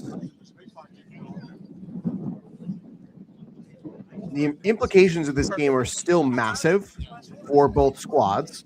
The winner will go to 3-3, and as of now, hold the final playoff spot. And the loser will drop to 2-4, with a pretty much must-win rest of the schedule, which for UCD is winnable with the games against a much less improved. I think I could take the medical team in a fight. If they have their equipment, no, they've got sharp objects. Favorite part of the Macarena dance? All right, that's a bit of a ridiculous question, but sure. Will the Knicks sweep? Gosh, I hope not. Favorite part of the Macarena dance is probably the very end of it, the Hey Macarena. Would you rather have a 6-hour road trip with Oscar or Eamon Bennett, no music allowed? Oh dear. Okay. I would rather have a 6-hour road trip in dead silence than share the car with anybody without music. That's just me talking. I'd much rather have that, because at least with 6 hours of just me. Hello, DJ. Will the Knicks sweep? I hope not. Like, anyone who knows this about me knows this. I hate New York, just in general.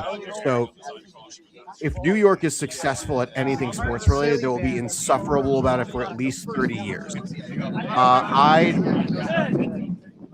I've interacted more with Eamon, and I'd probably rather share the car with Eamon because I've interacted with him more, because I know what I'm going to get.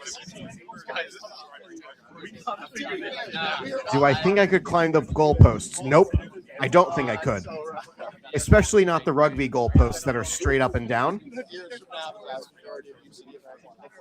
Yeah, I hate the New York sports team so much.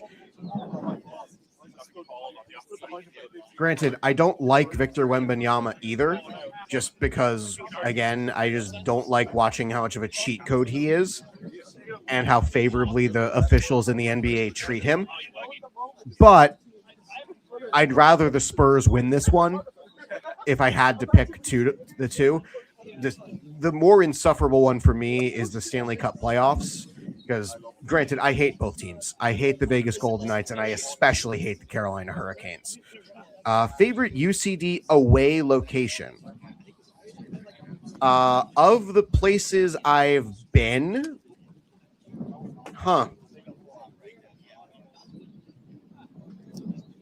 because the hard part about that is I didn't go to every away game. Like, Craig Avon had no facility for me to go, so I didn't go there. We were supposed to go to Rebels last year, but we didn't end up going to Rebels last year, so we just played home. They had issues scheduling the field.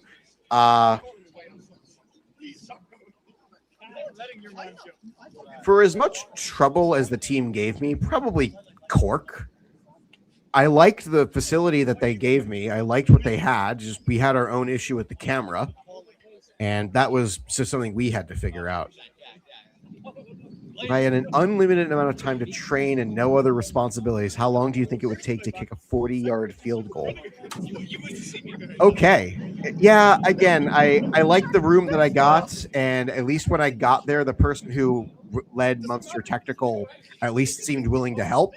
I can't say the same thing for Cork's coaching staff getting me a roster because both times it came really late.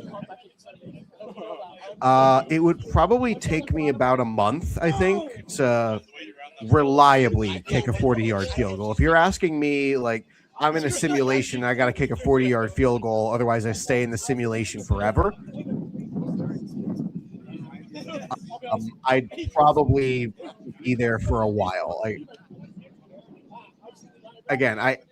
I can kick the ball, but I don't know if I could kick it reliably at a 40-yard field goal in formation, getting the lift over the lineman.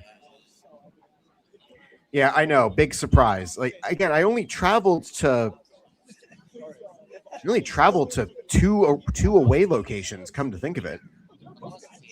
Because last year we only went to Limerick and Cork, and frankly, just dealing with the guy who ran the Cork locker room area. Oh boy, I don't want to deal with that again. We also had stronger internet in Cork, tell the truth, and that's another aspect of my thinking. How much would I have to be paid to do the Macarena mid-pitch, mid-game? As in storm the field type mid-pitch? I'm confused by the question, Skateboard.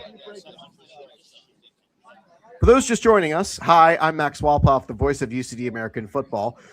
There is an injured player for the University of Limerick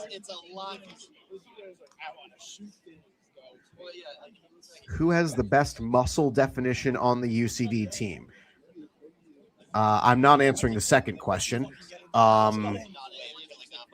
Muscle definition, you're challenging me to remember guys from a year ago. Dear.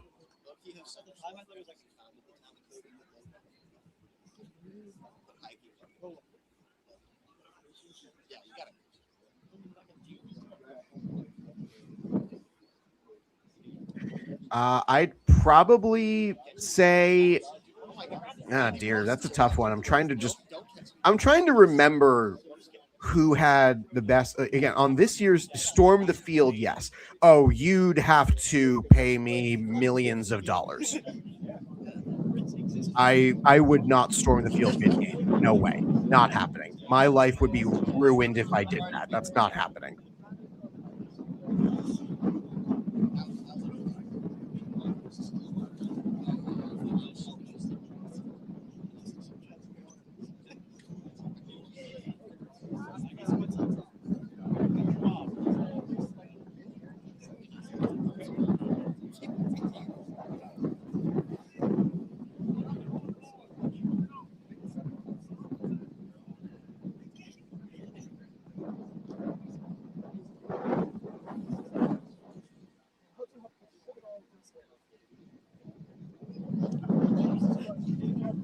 So yeah, we're still waiting on medical help to arrive. I've been requested to go to a screensaver to avoid showing medical treatment, and that's an understandable request, so I'm taking it. Yeah, we're still waiting on medical help to arrive for the injured player for the Vikings. I said Admirals. I'm a week ahead of myself.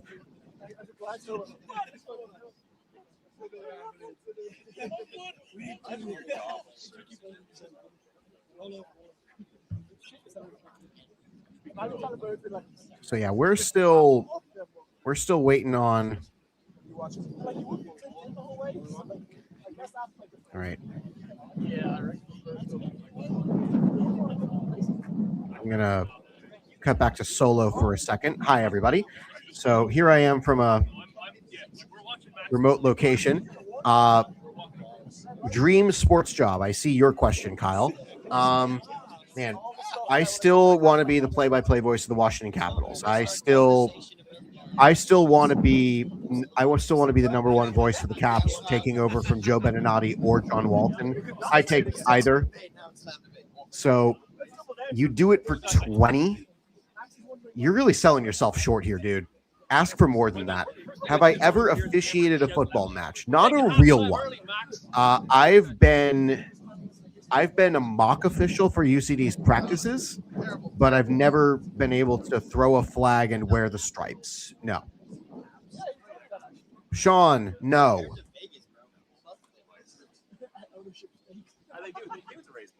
So we're still waiting on the end of whatever is happening here. I'm keeping the feed on me, but I am taking the audio off as well.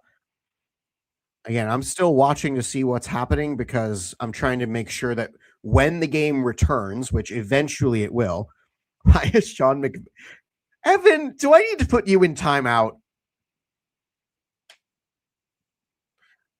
Sean's been good for me.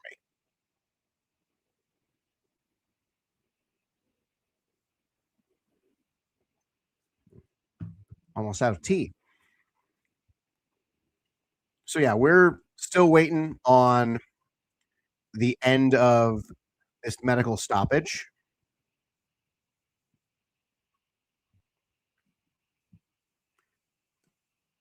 As I believe I'm hearing players on the field discussing the Stanley Cup final game-winning goal last night in double overtime.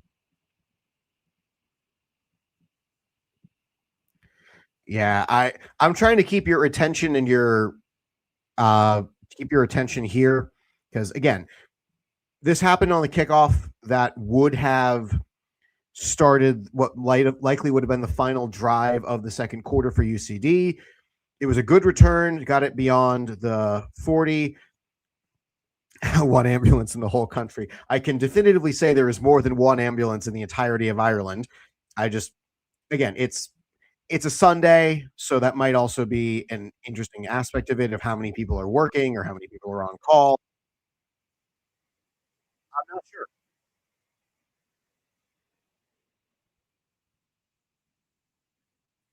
So we're just waiting on whatever is coming next. So I've got plenty of time to answer reasonable inquiries. We've already had a few unreasonable ones.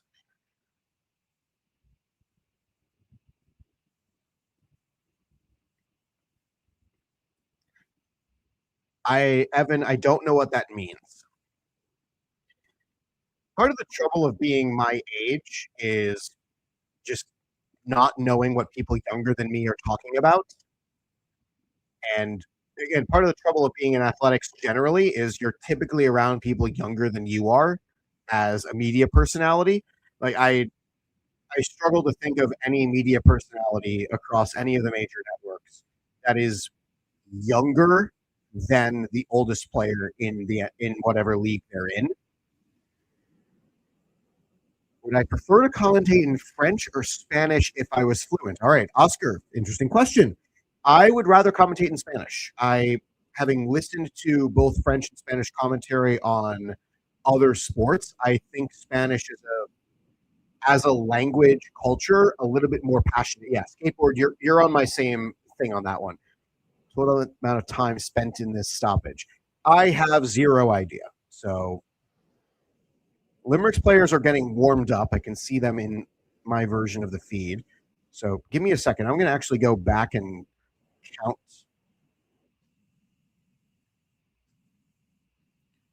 Give me a second to go forward in the feed and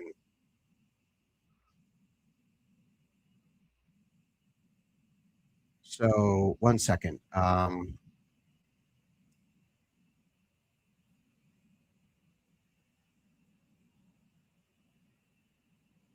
Okay, so I backed up the feed and it stopped at 96 minutes to now 132 minutes. I'm terrible at math.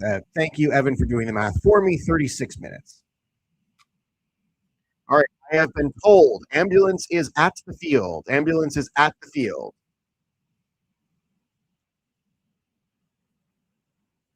I will receive word when the injured player has been taken off.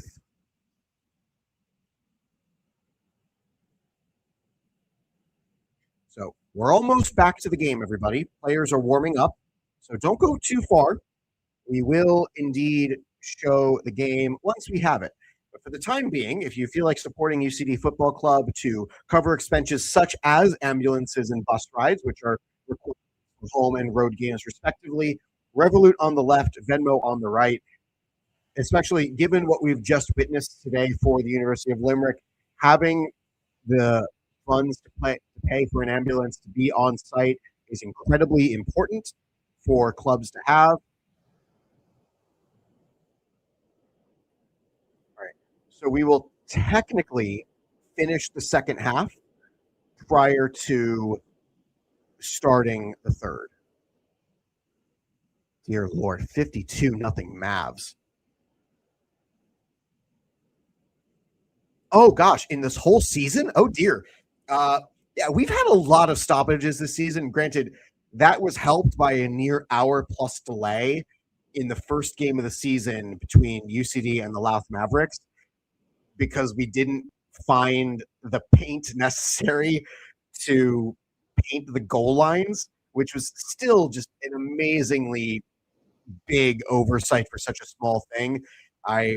I talked with the president of the club, Sean McVeigh, afterward, and he said, yeah, we had the paint in the storage area the whole time, and we just didn't see it.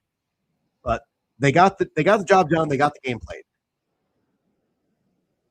Would I rather my pillow warm every night or be woken up at 5 a.m. because you forgot to close the curtains every morning? Oscar, where do you come up with these questions?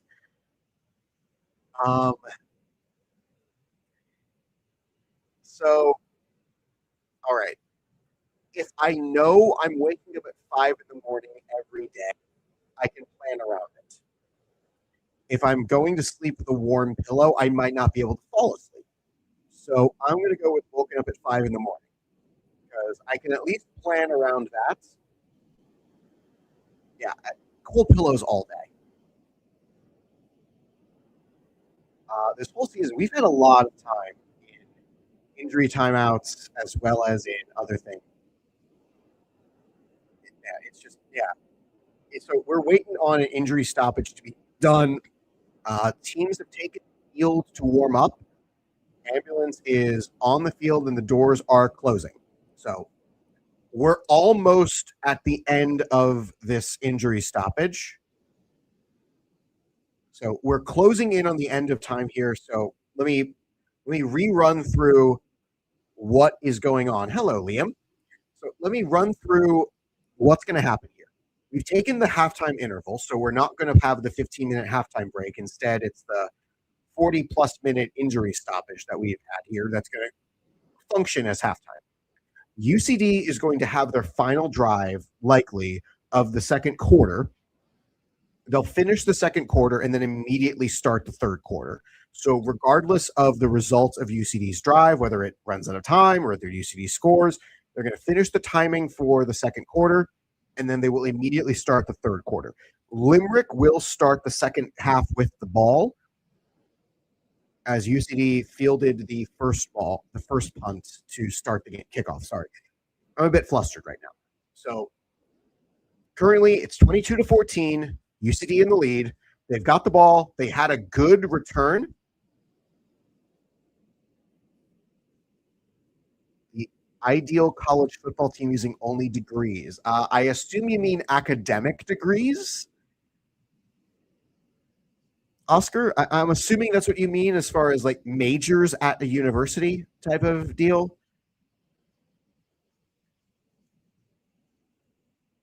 So we're closing in on start. Yes, sir. Okay. So that is indeed the condition. All right. Teams are warming up. Ambulance is on the field. We're almost set to go. All right. So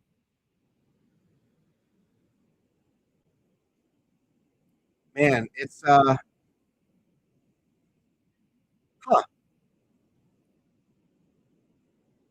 I think the only team that is as the only two teams I know of that are as super public with their majors of choice are the service academies with their football team and also with their other teams, because the service academy majors, goodness gracious, those guys are some of the smartest human beings alive.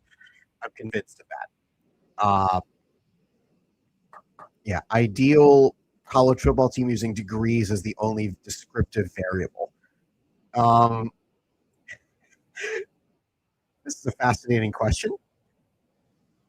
You have to try to think, like, of the degree types that I know, who would I want in each position?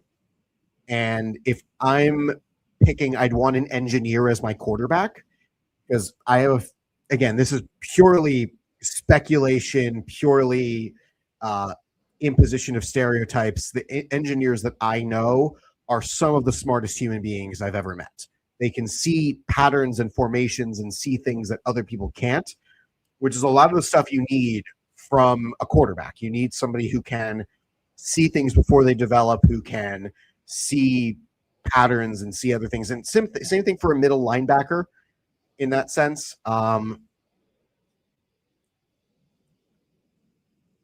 Boy, this is really hard. I'm trying to think of like what degree programs are even available at every school that I'd be able to talk about. But I guess since it's an imaginative story, I don't need to worry about any of that.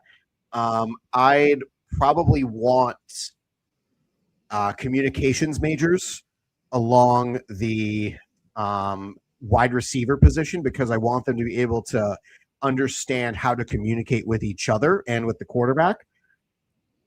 Howard from Big Bang Theory, he'd be a great quarterback. Listen, his mind would be able to pick up the processes.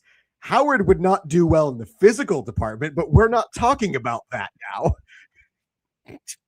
Howard from Big Bang Theory at quarterback. Like, listen, everybody on that show in the main character role, at least for the scientists of the bunch, their minds work at an incredibly fast pace. They know a lot of stuff about their chosen fields.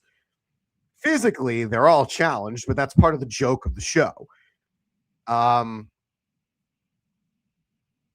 For linemen, gosh, this one's a tough one. Probably business majors, because I'd want them to be more like aggressive go-getters and understanding the importance of protecting your most valuable asset, and that in this case, it's the quarterback. So you'd probably want business majors on the line. This is a fanciful argument. It's a fun thought exercise. Running back, trying to think. This is a lot harder of a question to answer than I would have thought.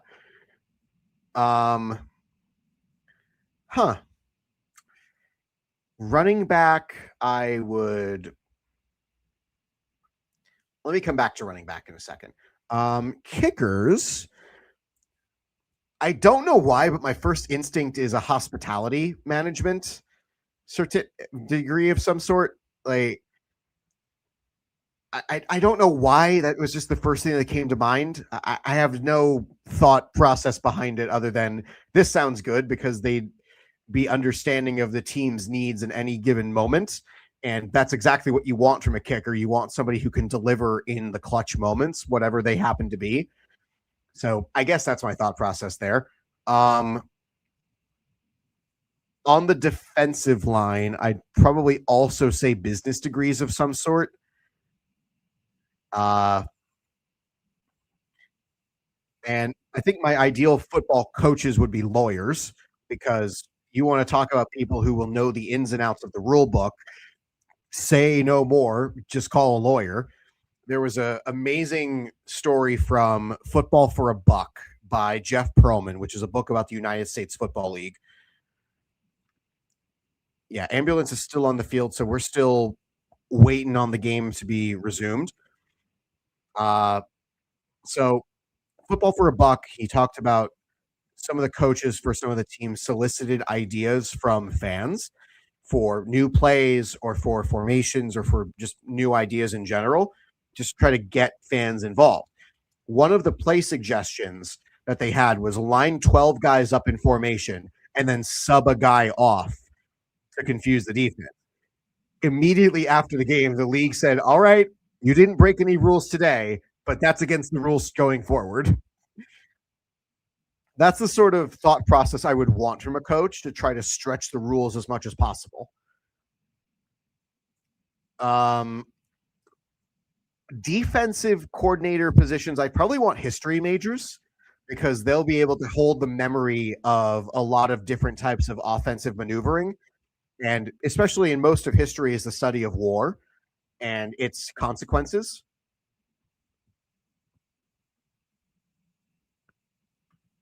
There's an applause going for the player as he is getting loaded into the ambulance. So we're closing in on getting set for the second quarter to finish. Man, I'm trying to think like history majors for everything else. All right, yeah, last minute of the half and immediately going into the third quarter. Let me showcase this comment from Michael Reed, who was on the field.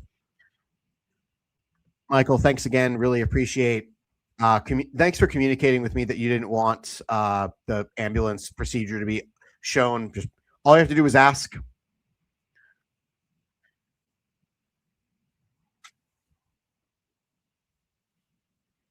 All right, ambulance is leaving the field. So we are close to beginning play again. Player is being loaded into the ambulance as we speak.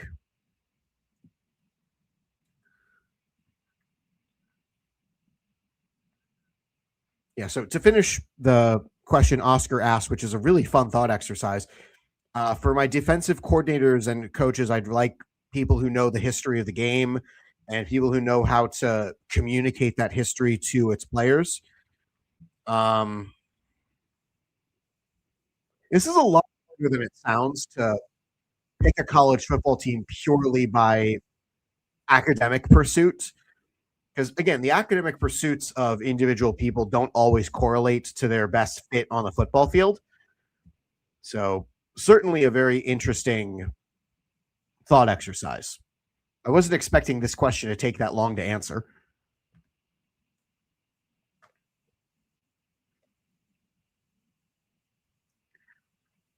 Yeah, that's part of the reason, Aiden, that I wanted history majors for the line for the defensive coaches and lawyers for the general coaching staff, because in law, you have to teach a lot of different people a lot of different things regularly. Like in law, your audience is almost exclusively learned people who are required to listen to you. But you want people who have patience, you want people who have argumentative skills, and that's why I went away from purely educational degrees and looking more exclusively for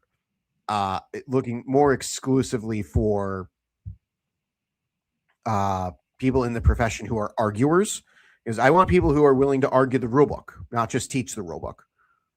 All right. Most important unofficial position on the team. So, Oscar, you already know. Broadcaster. I think a lot of teams go cheap or go old school with their broadcasting, and I think they're all making mistakes. But anyway,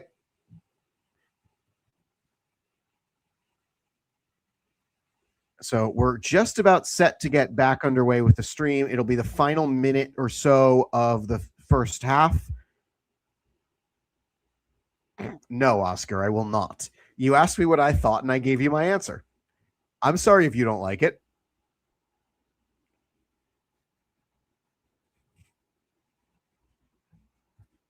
Can't wait to see what Gemini has to say about this halftime interval, because, boy, there's going to be plenty of things to talk about.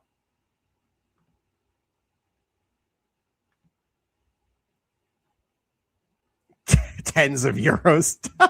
Green Zone, you're cute. You think I'm getting paid to do this. Like, guys, I do this because I love doing this, and frankly, I need the football tape because American colleges and high schools just won't give me a shot, and that's their problem, not mine. So we've had the halftime interval. The second quarter is not finished yet, as I relay what's happening to everybody who's joined us. Thanks again for sticking with us through that injury stoppage. We're almost ready to resume the stream.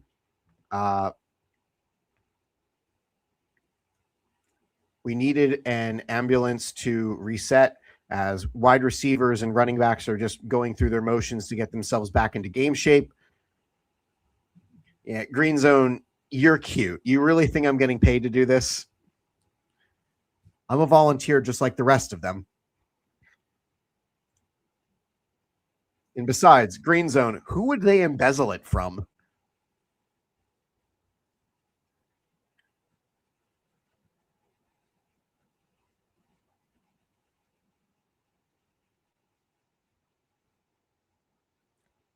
I don't know how I would respond to that.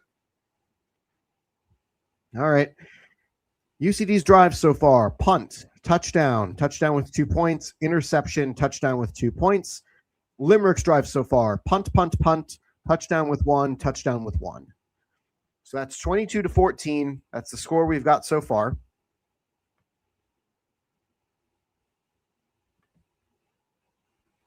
It's an 8-point lead for UCD in a critical matchup of 2 playoff potential teams.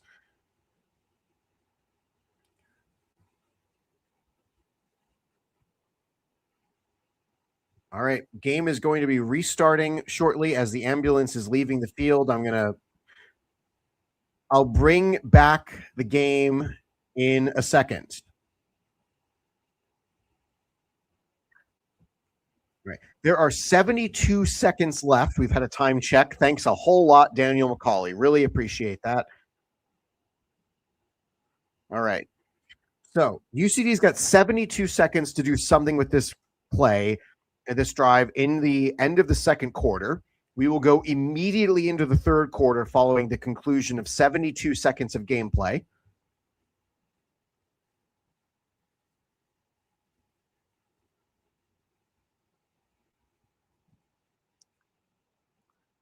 Officials are discussing what to do about this.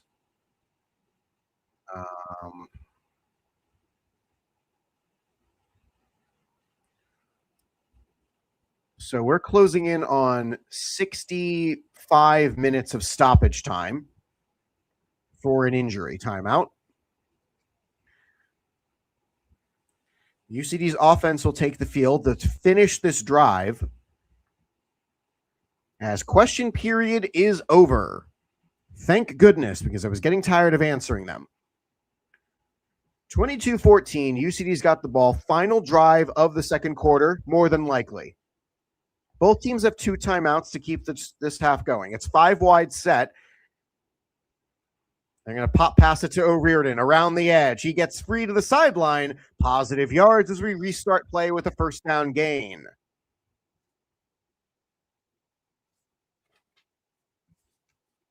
Seamus Burke, the one escorting O'Riordan out of bounds, number 11 for the Vikings.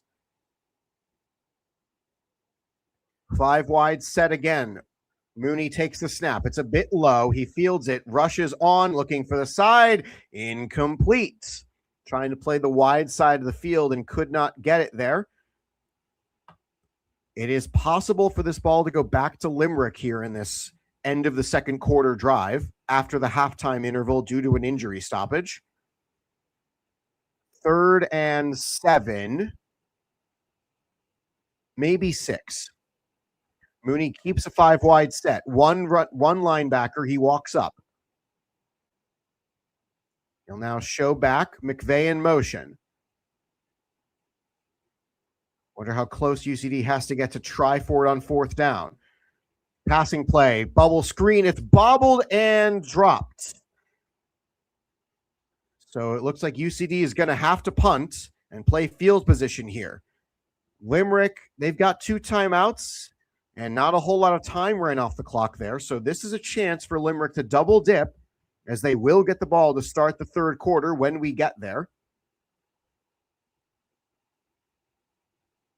Dara Mooney, the long snapper for UCD. He'll line up in the middle of the punt formation.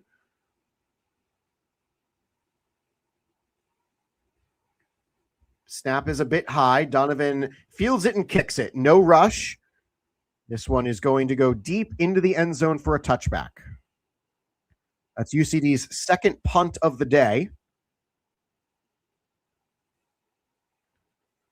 Limerick gets the ball for the 6th time in this first half of action.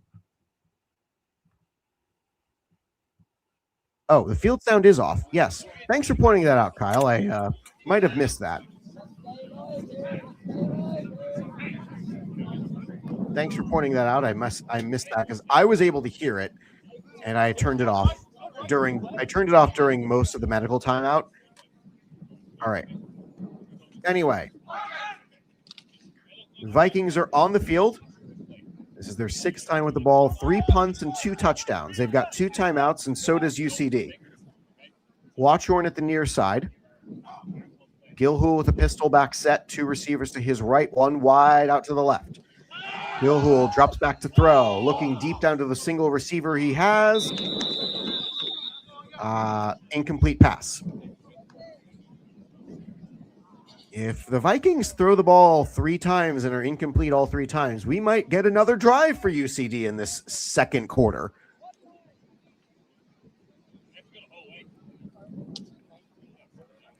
It is 22-14, an 8-point lead. Vikings have gone for 1 each of the times that they've had the ball into the end zone. UCD has gone for 2, 3 times. They've made it twice.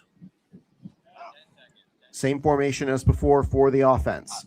Gilhool takes the ball. He'll hand it off this time. Clock is going to run as we head into the field of play, and a churning run gets positive momentum. O'Mahony, as we got to stop.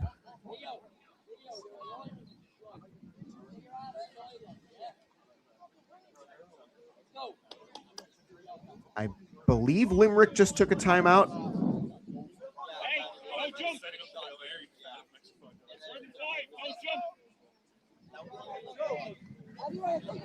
I believe Limerick took a timeout because I don't know why UCD would stop the clock in that exact scenario.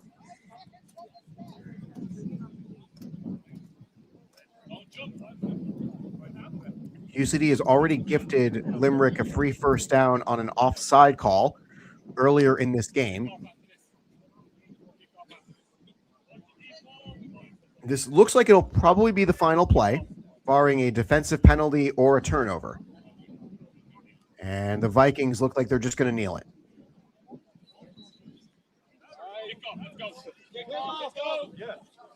So we will immediately go into the third quarter.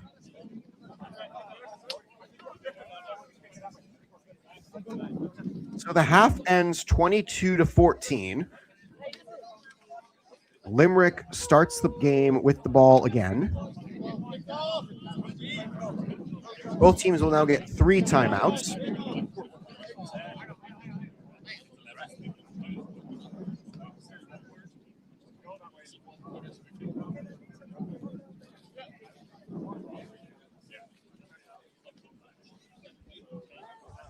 Will Lambert will step back onto the field for UCD. He's got the ball. Center almost starts on the deal out because he snaps the ball back. The quarterback never took the ball off him. Wearing the number 73 today for UCD.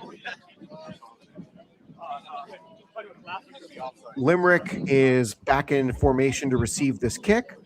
They were content to take a knee to end the first half. And we're back underway, just passing 11 o'clock Eastern time where I am in the United States. Just past 4 p.m. in Ireland. Lambert with the slow walk up. And he'll drill it. Deep down the field it goes. It's fielded and returned. Limerick to the sideline, and that's all he gets. Gets to the 20. O'Byrne on the run. And Limerick's offense stays on the field. Again, we're thrilled all of you have decided to join us. And once again, we would not be here without the support of our sponsors, Tap House, Bar Kitchen, and Sounds, the proud partners of UCD American Football, the perfect place for your pre- and post-game events. An 8-point advantage for the students in Sky Blue as they get set to defend the lead and try to go 500 for the 3rd time this season. They have lost one, won one in exact form, every game this season. They lost the first week of the season. They won the second week. They lost the third week. They won the fourth week. They lost the fifth week. And can the sixth week result in a victory to go to 3-3? Motion from Lockery. Pistol back set. It's going to be a handoff first play. Into the teeth of the defense. Positive gains. Rugby scrum to push the ball forward. And Limerick gets about half of what they need. 2nd and 5.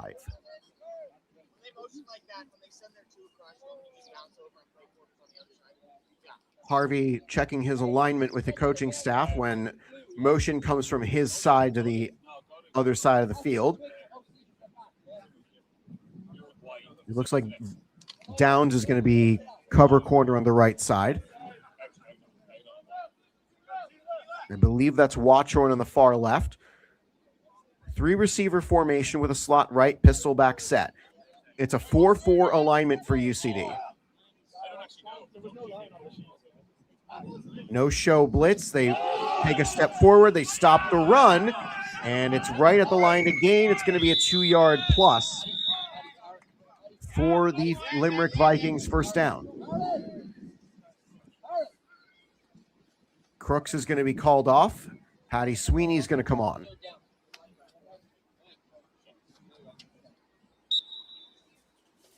We're grateful all of you have stuck with us through the lengthy injury stoppage. A member of University of Limerick's team has been taken away in an ambulance. We wish him nothing but a speedy recovery as his team trails by 8.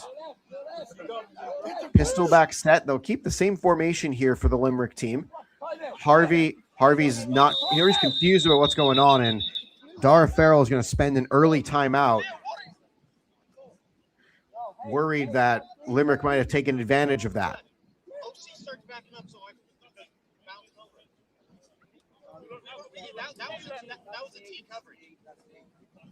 And Farrell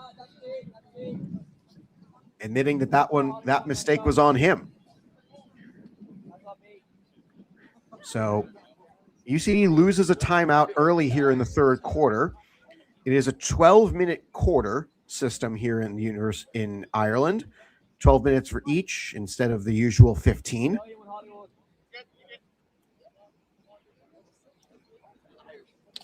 Limerick breaks the huddle. It is still 1st and 10, but now UCD, in a note that might be important later in this game, loses one of their 3 second-half timeouts. Defense walks up for UCD. They'll play tight. Split back formation, 3 receivers, 2 to the right, 1 to the left. Linebacker walks up. It's going to be a run from the halfback, and that's going to go nowhere. Straight into the arms of Patty Sweeney, who yesterday led the UCD flag football team as their head coach to probably their biggest victory of their entire season, let alone maybe the club's whole history, defeating the South Dublin Panthers by a wide margin of 20-6. That was the first domestic loss for the South Dublin Panthers in any of the league competition that they've played. 2nd and 9 following a 1-yard gain. Pistol back set again. They switch the strength of the formation. Lockery will now go left as the defense sees him. Linebacker blitz is picked up from the right side. They pick him up on the backside, and Sweeney pushing at the ball, can't get it out. Back to the line of scrimmage is all they get. 3rd and 9. Good job, Dan. Way to go, OC. Way to go, Hollywood. That's the team sack. Way to go. Good coverage on the play for UCD. Forced Gilhool to try to run it. Vikings an early, long 3rd down. This has been UCD's trouble spot today. 3rd and long. They've gifted first downs to the Vikings by penalty and with long throws during today's game. And walk up 4-4. Split back formation. Linebackers show blitz. Here they come. 2 men running free. Gilhool throwing deep. He's got nobody open. Incomplete. It's 4th down. Vikings bring out their punt unit as it's an early stop for UCD.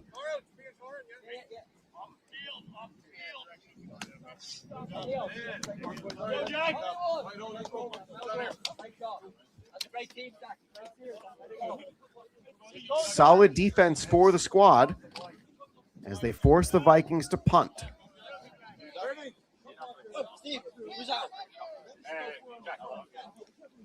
Limerick is running out of time to run this play. They eventually get it. Snap is good this time. Almost blocked. Punt is returned. O'Riordan cutting back to the right side. He gets a few extra yards, and he'll get crunched down to the field. So first drive doesn't get very far for the University of Limerick, and UCD is nursing a full possession lead. Dar Farrell is going to call over his defensive squad and give them a talking to as UCD's offense goes onto the field to get their first chance with the ball this half.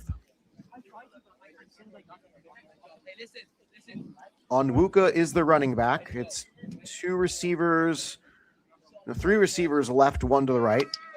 Lost one of them amid the left tackle. There's something on the field. I think the back judge is just going to get back into position. Freeman checks his alignment, makes sure he's on side. Mooney the snap.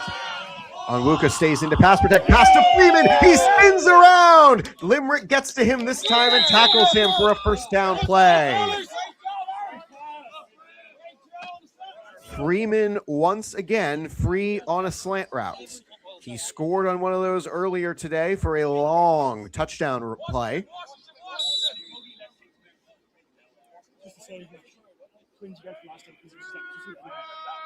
Three receivers left, one to the right. Mooney steps up quickly, finds Donovan, and I believe that's McVeigh. Yeah, that's McVeigh on the catch. First down gain goes for 6, brings up 2nd and 4.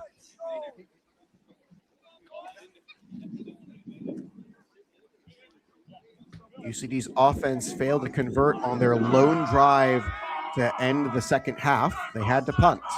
3 receivers now to the wide side of the field, 1 receiver left.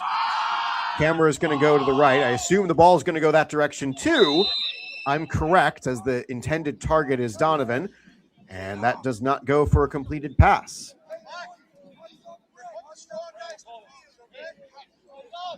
You wonder here if UCD is in go for it territory. They seem to be too far into the field of play to punt. 3 receivers right. 1 to the left, Onwuka in the backfield. He'll stay into pass protect. Pass is going to go out long, looking for the one-on-one coverage. It's caught again! UCD! 28-14, UCD on top by 2 possessions. It's a 14-point advantage. Can UCD make it 2 full possessions with a successful 2-point try as Jefferson Freeman hauls in his 2nd touchdown catch of the day?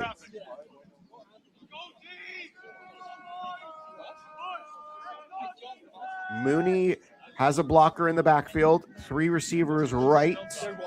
2 receivers. Yeah, that's 3. I lost one of them in the middle of it. And it's caught for a 2-point conversion. Make it 13-14. UCD extends the lead.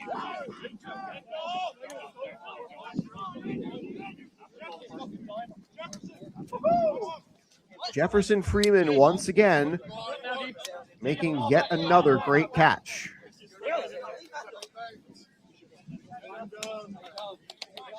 UCD's largest offensive output this season came in a 36-6 victory over the Craigavon Cowboys in Game 2 this season.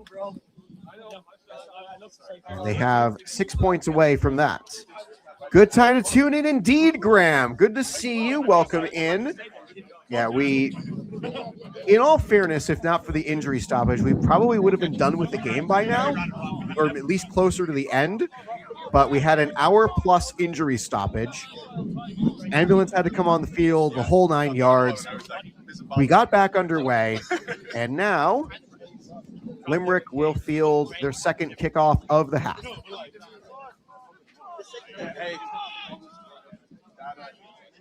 Lambert back to drill it, as it is a 16-point advantage. Limerick has not run a 2-point conversion play on either of their 2 PATs.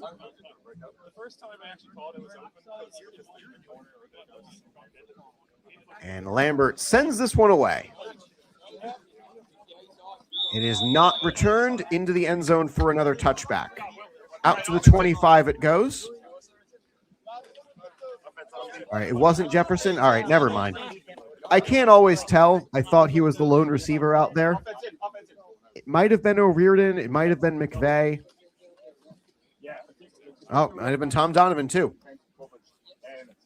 Again, part of the trouble of having the format that we have here on StreamYard is I have to monitor the chat as well as the game, as well as do the graphics, and I have to zoom in on the screen in order to catch the numbers.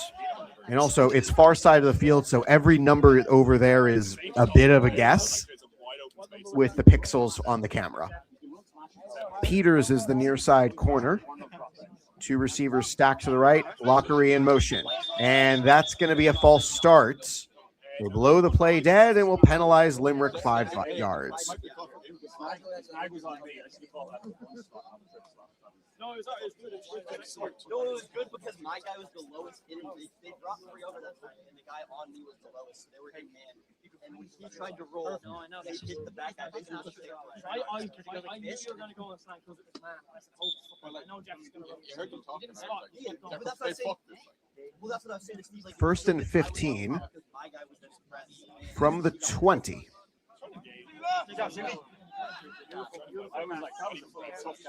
Harvey will shift over to cover the second receiver on the defensive left, offensive right. Pistol back set. Linebackers bluff the blitz. Gilhool throws it deep down the field, out of the reach. Incomplete. Brings up 2nd and 15. You know, something I noticed in watching Limerick's games for the previous 5 games, for an offense that struggles to score, they love throwing it long. They love throwing a good long ball. And again, yeah, it's impossible to see far side. I can't always tell. I have to rely on indicators. And thank goodness UCD's coaches give me the depth chart ahead of the game. It's a lot of the reason I don't share my notes from UCD's coaches, because I believe they give that to me in confidence. Pistol back set. Handoff is going to be fake. Throw out, and he's got a receiver open.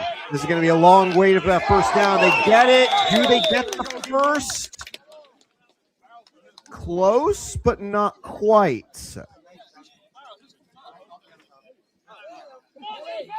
And yes, they are going to give him the first down.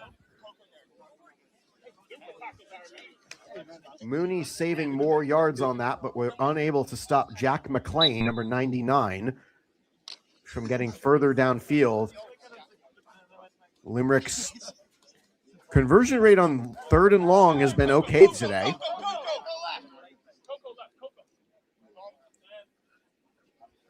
Yet another tight formation for Limerick. They're taking all the time they can off the play clock despite being down 2 scores. Run of left side. Stop for a gain of 6. Carl Bracken, good to see you, sir. Member of last year's Shamrock Bowl finalist team. It's part of the joy that we see with these games. I mean, I never met Graham, and Graham was part of UCD long before I got there. And I'm grateful that he is still tuned in and is still supporting his club from afar. But Graham is just one of many alumni players who tune in and watch and still keep up with their team. 2 receivers right, 1 to the left in a slot formation. Take the handoff, pitch play. Quarterback takes a hit to make the throw, and this will be another first down for Limerick as 3 men meet him there. It's a solid first down as Limerick crosses the midfield 45.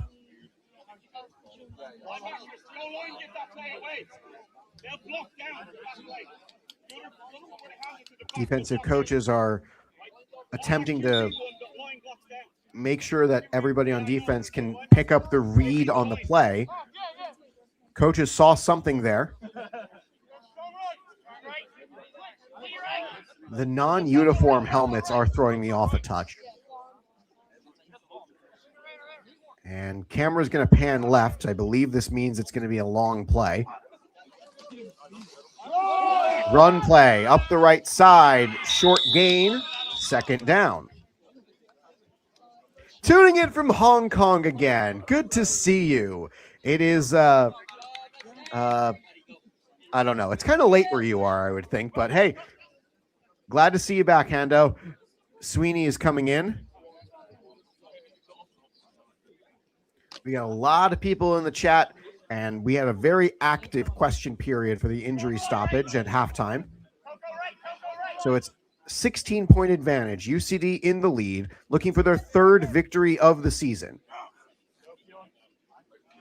Gilhool will take the snap.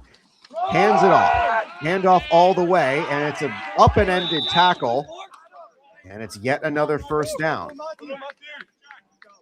Peters on the stop as Limerick will get the clock stop to reset the chains.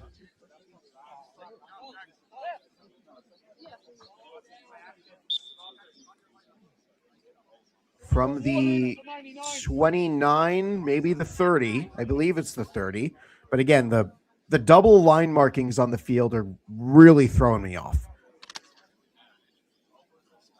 It looks like it's from the 30, as the 20 is marked by the orange cone on the far side of the field.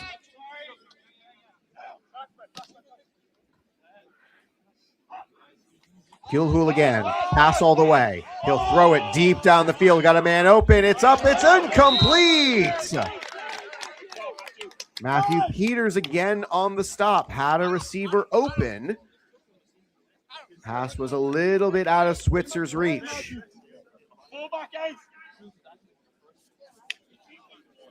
This is now 2nd and 10.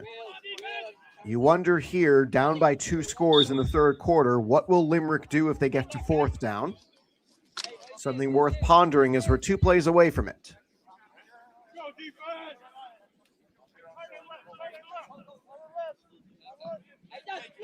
They bring the receivers deep into the formation. UCD adjusts their defense accordingly. Switzer, orbit motion around. He'll get the pitch. He can throw. He's going to. And it's intercepted. UCD's got a chance at a big return. Crossing midfield and down he goes. Limerick got fancy and UCD gets the ball. There's a flag on the play following the interception. So I believe the interception is going to stand.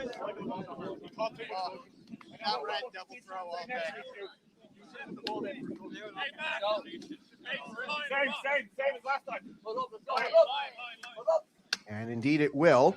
Foul was after the interception, so whatever happens here, the change of possession remains.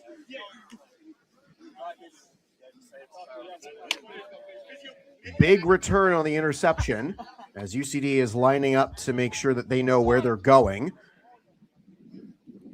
If it's a defensive foul, it'll be probably tacked on.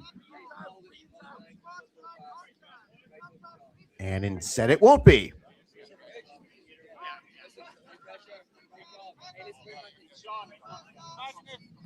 So an after the play taunting foul on UCD. This is something AFI as a league cracks down hard on. So I'm not totally surprised by the penalty enforcement, but I didn't see what the officials saw because, again, I have a role to follow the ball. So whatever happened there, UCD loses 15 yards of field position, and they go back about where the interception took place. They still get the ball, though, so it's 30-14. UCD a chance to go up by 3 scores.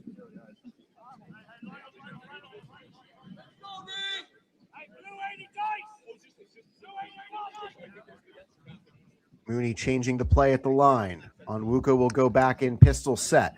Two receivers each side. It's going to be a handoff right into the corner blitzing, and that goes nowhere.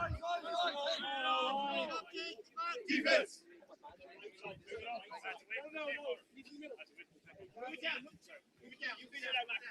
Switzer's lone pass attempt results in an interception.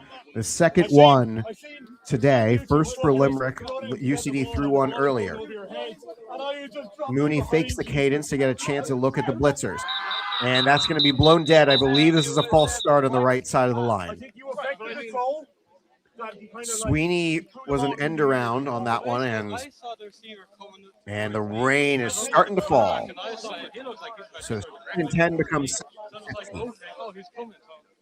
The line on that play was going to pull Sweeney.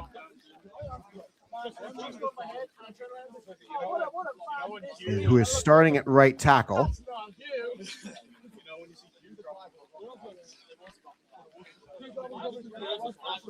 Two receivers each side for the 2nd and 15. Rain beginning to fall. So now things are going to get a little bit harder. And offside, I believe they might be calling it. Mooney's going to run for it. He'll slide. There was movement by the defense. And the referee throws a flag at the end of the play. Let's check what this one is.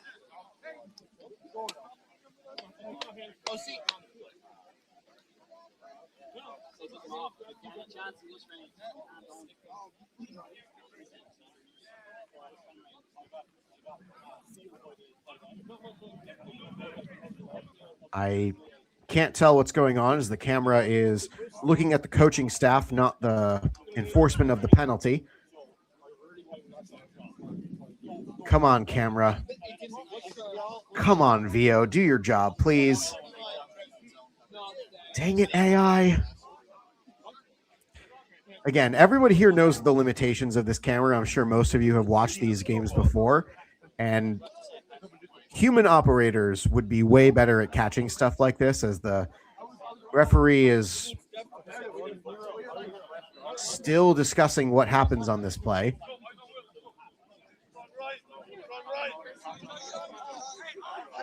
And this is going to be an automatic first for UCD.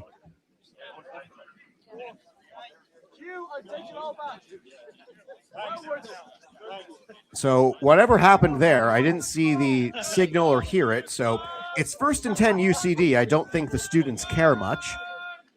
Two receivers left, 2 in the backfield, 1 to the right. Mooney, handoff on Wuka, trying to get to the edge, and he'll get positive yards before being hit out of bounds. Clock will stop as they get the ball back, and a wet ball is a lot harder to throw, so potentially expect UCD to just keep running the football, as 1 yard gained is all they get.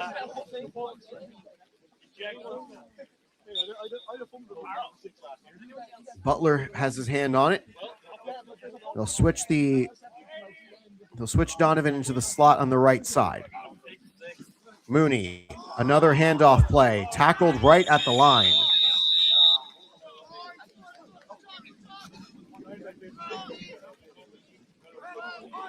Third and 8 on a marginal gain on that previous run. This is UCD's 2nd time with the ball this half.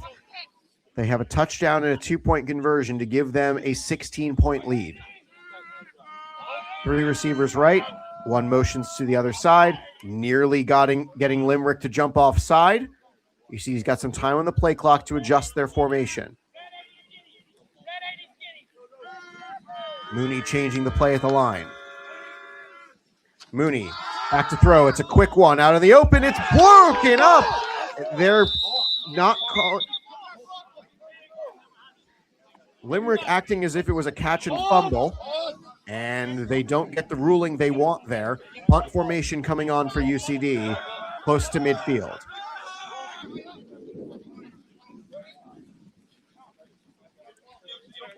Donovan will head back to punt. Dara Mooney will head out to long snap to him.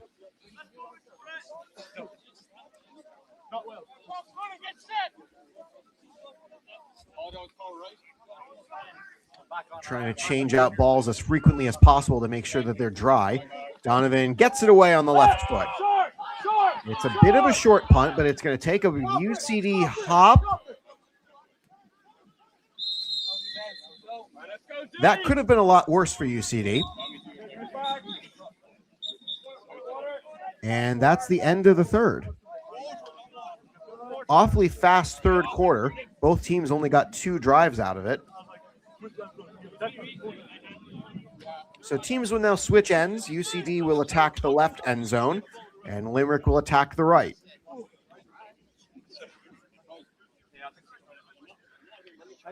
All right, fourth quarter of action. Always thrilled to see everybody tuning in. We're thrilled that everybody is part of today's action. We're once again going to flash the donation graphics on the screen. If you're interested in helping a small club like ours support live streams in the future, expenses for ambulances, which were important today for Limerick, and other expenses related to running a large football club, Revolut is on the left, Venmo is on the right. We are always appreciative of all of our donors through the course of every season we have here. We are thankful for each and every one of you who's been part of today's action. And thanks for sticking with us through the hour-plus halftime we had due to an injury delay. We're grateful for all of you who keep making UCD American football part of your lives. Every week we've got games. Next week we've got another one. UCD will face the Cork Admirals in the home finale. And following that, it's the kidded finale against the Dublin Rebels. Another run, and this one straight through the middle. It's a high tackle, a gang tackle to keep it right at the line to gain. I believe they're going to give him the first down. They will. By the nose of the football, Limerick gets a first down on first down.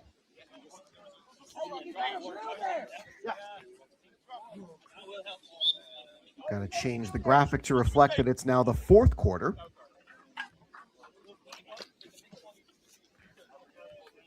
One of the things I would love to have within this system is somebody to change the graphics for me.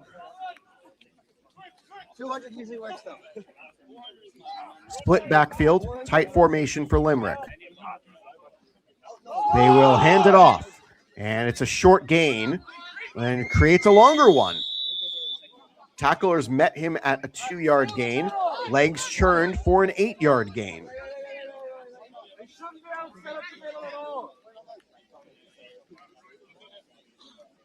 Patty Sweeney's going to sub on for UCD, as I believe that's Millie Peach going off. Peach has got to get off quickly, and she will before the center puts a hand on the ball. Limerick had a chance. They didn't sub there, so Limerick had a chance to run a play as Peach was running off. They did not do so. High snap. It's handed and handed off. First down here for Limerick as it's a fight for the ball in the middle of all that. They keep churning their legs for a solid gain. 3 straight positive plays for the Vikings. They trail by 2 possessions.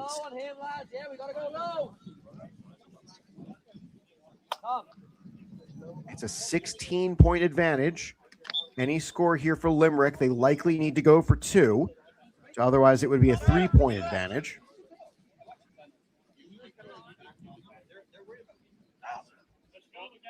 McLean is the slot receiver right side. Pistol back set, high snap, met in the backfield by the linebacker. He powers through and gets positive yards out of it. McKenna bursting through the line could not get him on the ground, but it holds the gain to 1 yard. I was so happy. Hey, Rick, you don't touch the ball. UCD's defense awaiting Limerick's alignment.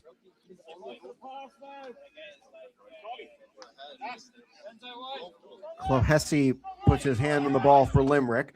They change the strength of the formation. Still a pistol back set. With the trigger on the left side. They'll run right. Almost clipped him and met at the line and dropped. Heavy hit. Limited gain. It's now third down. He said something. He's like, I'm beating you. I was like, oh, that's Malenki will sub Will off. And I was like, oh, that was a funny joke. Like, I ran a slam, but I ran the wrong way. Dara Farrell encouraging his defense to go for a turnover, get your hand on the ball. Split back formation. McLean and Lockery are the near side receivers. There's one on the far side. Drop back to throw. Long third down. Looking over his side. Got him in open. It's Byrne. Rian O'Byrne catches it for the first down.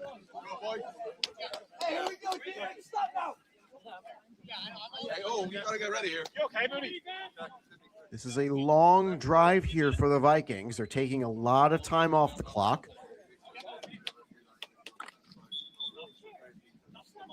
They'll wind the play clock now as the chains are finally reset. Tight formation.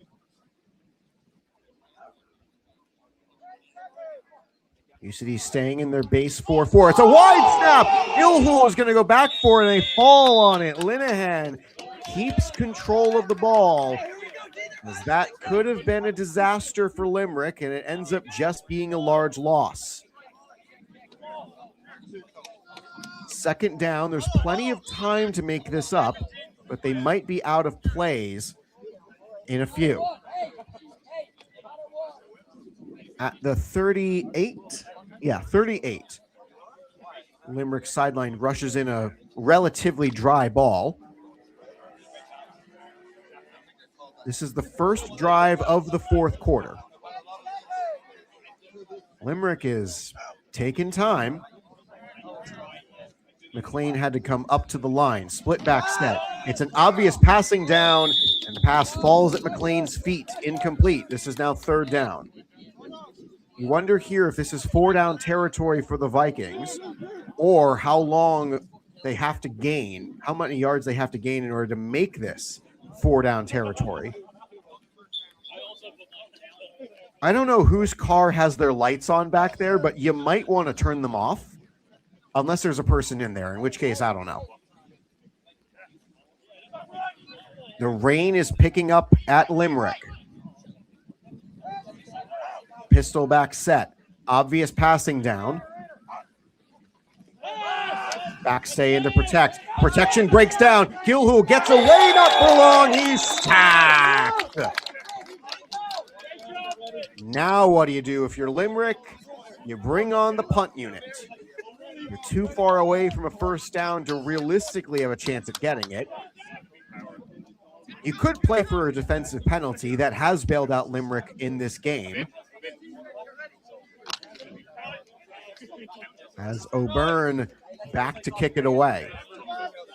I will point out once again that Limerick did run a successful fake punt.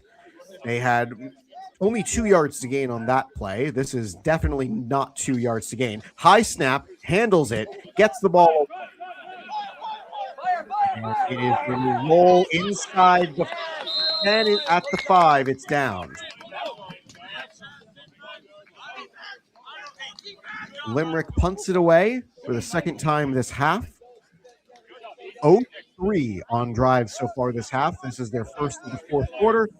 And here comes UCD's first chance with the ball in the quarter. Defense will be brought in by Dara Farrell.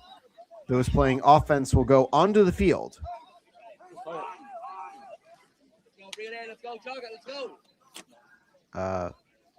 6. No, that's 11. I thought Limerick had too few players for a second, but I just had to recount. UCD spreads the formation. 2 in the backfield with Mooney. Take the snap from the end zone.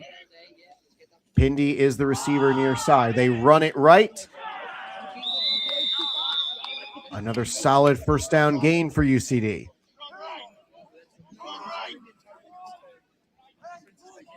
UCD has no incentive to go fast. They lead by 2 possessions. Limerick took a lot of time off the clock in that last drive, and a bad snap put them way behind the 8 ball. 2 in the backfield again. 2 receivers right, 1 to the left. It's a run all the way. Cutting upfield, cutting through, back out across the middle, and it's a great first down gain for UCD.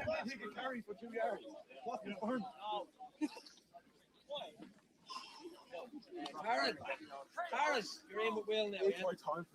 You okay to go? Mooney looks in for the play call Good job. as Dara Farrell makes sure that his players are good to go when they go back on the field for defense. They'll keep it on the ground and they pull it away, taking a pass. Stumbled a little bit right at the line. It's good for another great gain. Finn Bruton out of the backfield.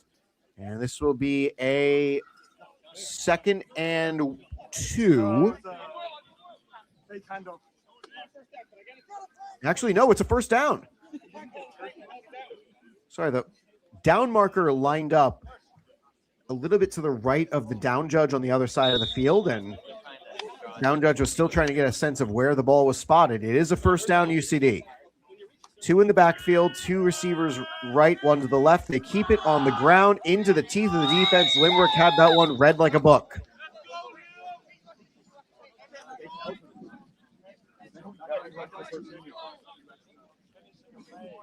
Again, UCD's got no incentive to go fast. They have every reason to keep the ball on the field as long as possible in the hands of the offense. Up by 2 scores in the late goings of this 4th quarter. We have not had the 2-minute warning yet. We're still a bit a ways from that. Again, it's 2 in the backfield. Mooney back to throw this time on a long 3rd down, looking for Pindy, incomplete over his head. Burke had coverage. He was playing off.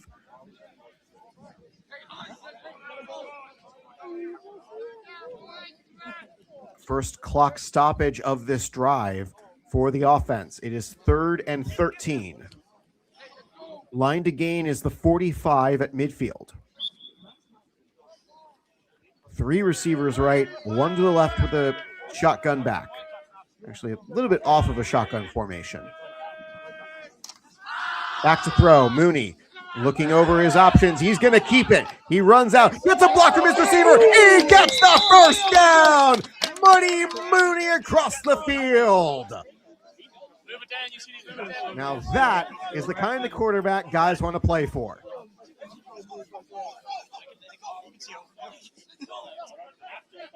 Limerick pulling on a quick sub. UCD gets in formation fast. They want to keep the pressure on. It's a handoff. Up the middle he goes. Down the middle of the field, and it's a touchdown saving tackle in the secondary. Finn Bruton, nicely done. Another first down. Donovan will go to the right. Pindy is the lone receiver left. Bruton stays in at running back, and he gets some extra instruction from Mooney to go to the right, not the left. Defensive protection held great on the previous play. Low snap, hand off again for Bruton. He'll cut right side. He's going to keep going. Looks like a great gain. A flag on the play comes in late from the back judge. So let's see what the adjudication is here.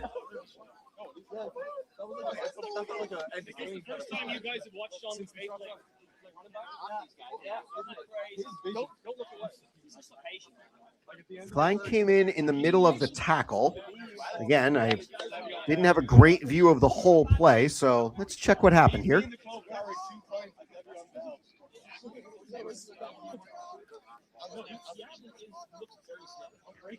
I believe they just called Liam Butler for a holding penalty. And because it happened up the field, it's a spot foul for 10 yards.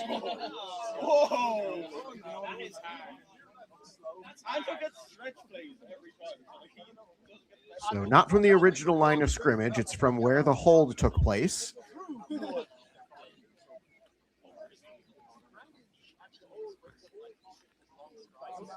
Because the hold happened way upfield, it's another one of those competitive fairness and safety penalties.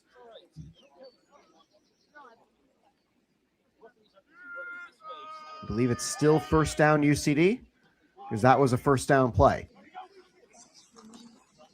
Mooney to throw. Mooney looking over from the middle side. Got it open. It's complete for another touchdown, UCD. Kick off ready. 36-14, UCD matches their best offensive output of the season. Go get him. They'll try the 2-point conversion from the left hash.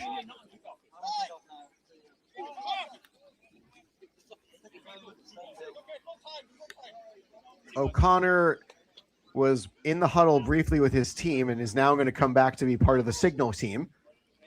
3 receivers right, 2 to the left. Play clock winding down.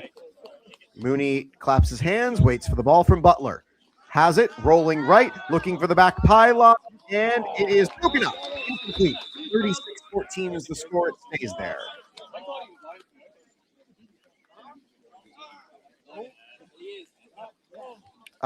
Evan, I'm trying to remember. I don't recall a rushing TD.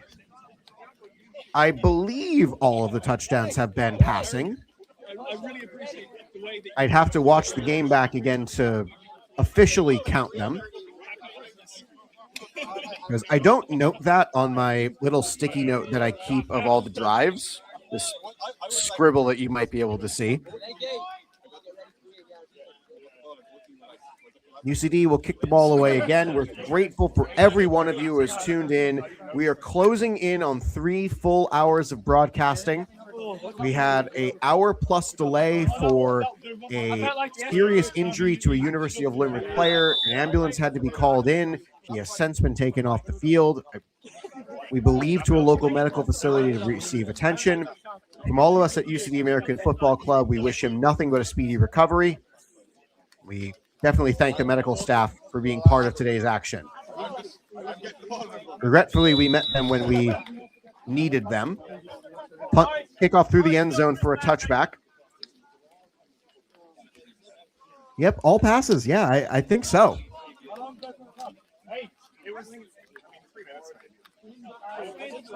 Mooney definitely rounding back into form for UCD as he's going to put the play call sleeves on.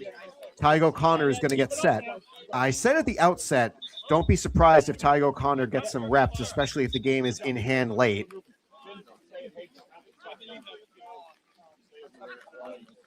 Apparently there was a missed spot of the ball due to the double line markings. It was marked 2 yards short because there was another big line at the 23. But here at the 25 is where the drive begins. UCD keeping a 4-4 defensive formation. They'll now shift into more of a 4-3 with some backers. Tight formation Limerick, high snap, handled by Gilhool, and the handoff is straight into the teeth of the defense, and a German suplex brings him to the ground. Aggressive tackle.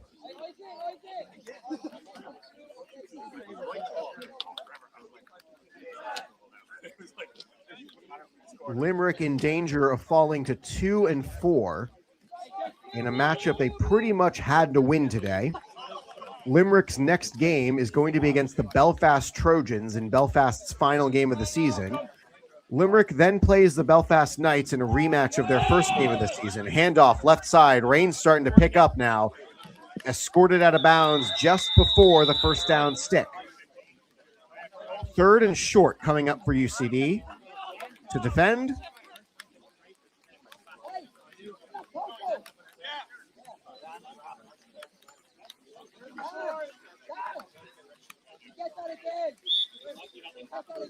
Third and I believe this is going to be 3 yards. Vikings now with a little more urgency rush to the line. Down by 3 scores late in this 4th quarter. We have not had the 2-minute warning yet. Pistol formation again. Low snap. Gilhool picks it up, runs for it, escapes from the rush, and gets the first down. The ball on the ground threw the play off a moment for the offense and defense, and Gilhool picked up the yards he needed. Rain is falling in Limerick as UCD leads 13-14. Both teams have had 1 turnover today, an interception for both. As all 7 touchdowns today have come via the air. High snap to Gilhool, handled, run, up the middle. There's a hole about 5 yards.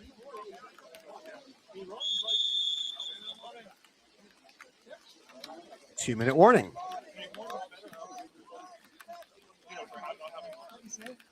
Limerick ran the play prior to the 2-minute warning. Defense trying to get one more stop. UCD's next game will be next Saturday against the Cork Admirals, and followed by a season finale against the Dublin Rebels, who hold the playoff spot in third above UCD. Mavericks hold the second spot, and the Belfast Trojans are 6-0. They can wrap up the 1 seed with a win next week against the Mavericks. Split back formation, 2nd and 5. Handled, bobbled snap. It's going to be handed off successfully, but not a whole lot of yards. I believe that was Chris O'Mahony, number 57, on the rush.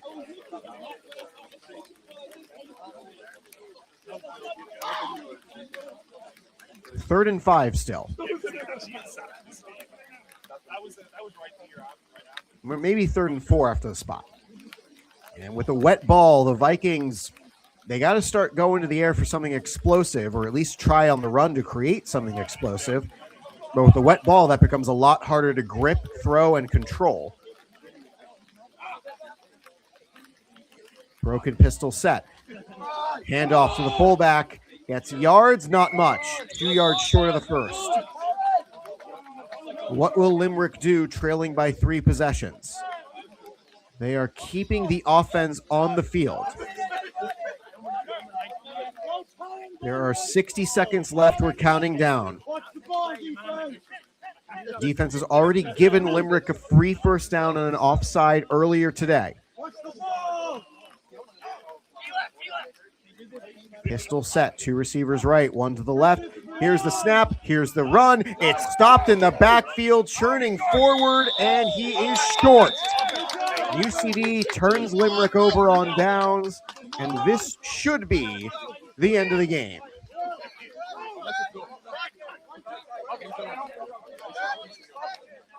"30 seconds left. UCD. Limerick's got all 3 timeouts if they want to use them. UCD's got 2 left. They had to spend one in the 3rd quarter. It didn't end up mattering, as McKenniff and company come off after a successful day, holding the Vikings to 14 points.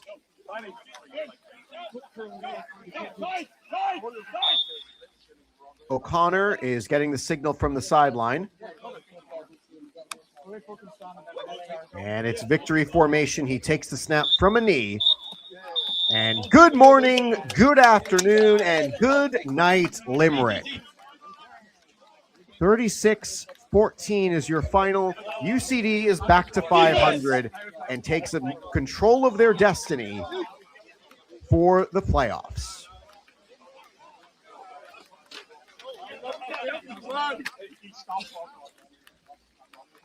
Teams will now go into their handshake line to show off their appreciation for a hard-fought game. 36-14, UCD walks away a victor with 5 touchdown performance through the air from Aaron Mooney. An incredible game for him, getting back to the controls of the offense. So 3-3, UCD will face the Cork Admirals, who are 1-6, and will be playing their final game of the season next Saturday. Game times start 2 p.m. local, 9 a.m. Eastern, United States. Do the conversions for your time zones wherever you're watching. From all of us with UCD American Football, we would not be able to do these games without the support of Tap House, Bar Kitchen and Sounds, the proud partners of UCD American Football, the perfect place for your pre- and post-game events. Nor would we be able to do this without the support of Finnegan Menton. Visit them online at finneganmenton.ie or email them info@finneganmenton.ie. If you're interested, donation link is available on the screen. Revolut on the left, Venmo on the right. Thank you again for watching. We are very grateful for each and every one of you who's been part of these games for the last several years.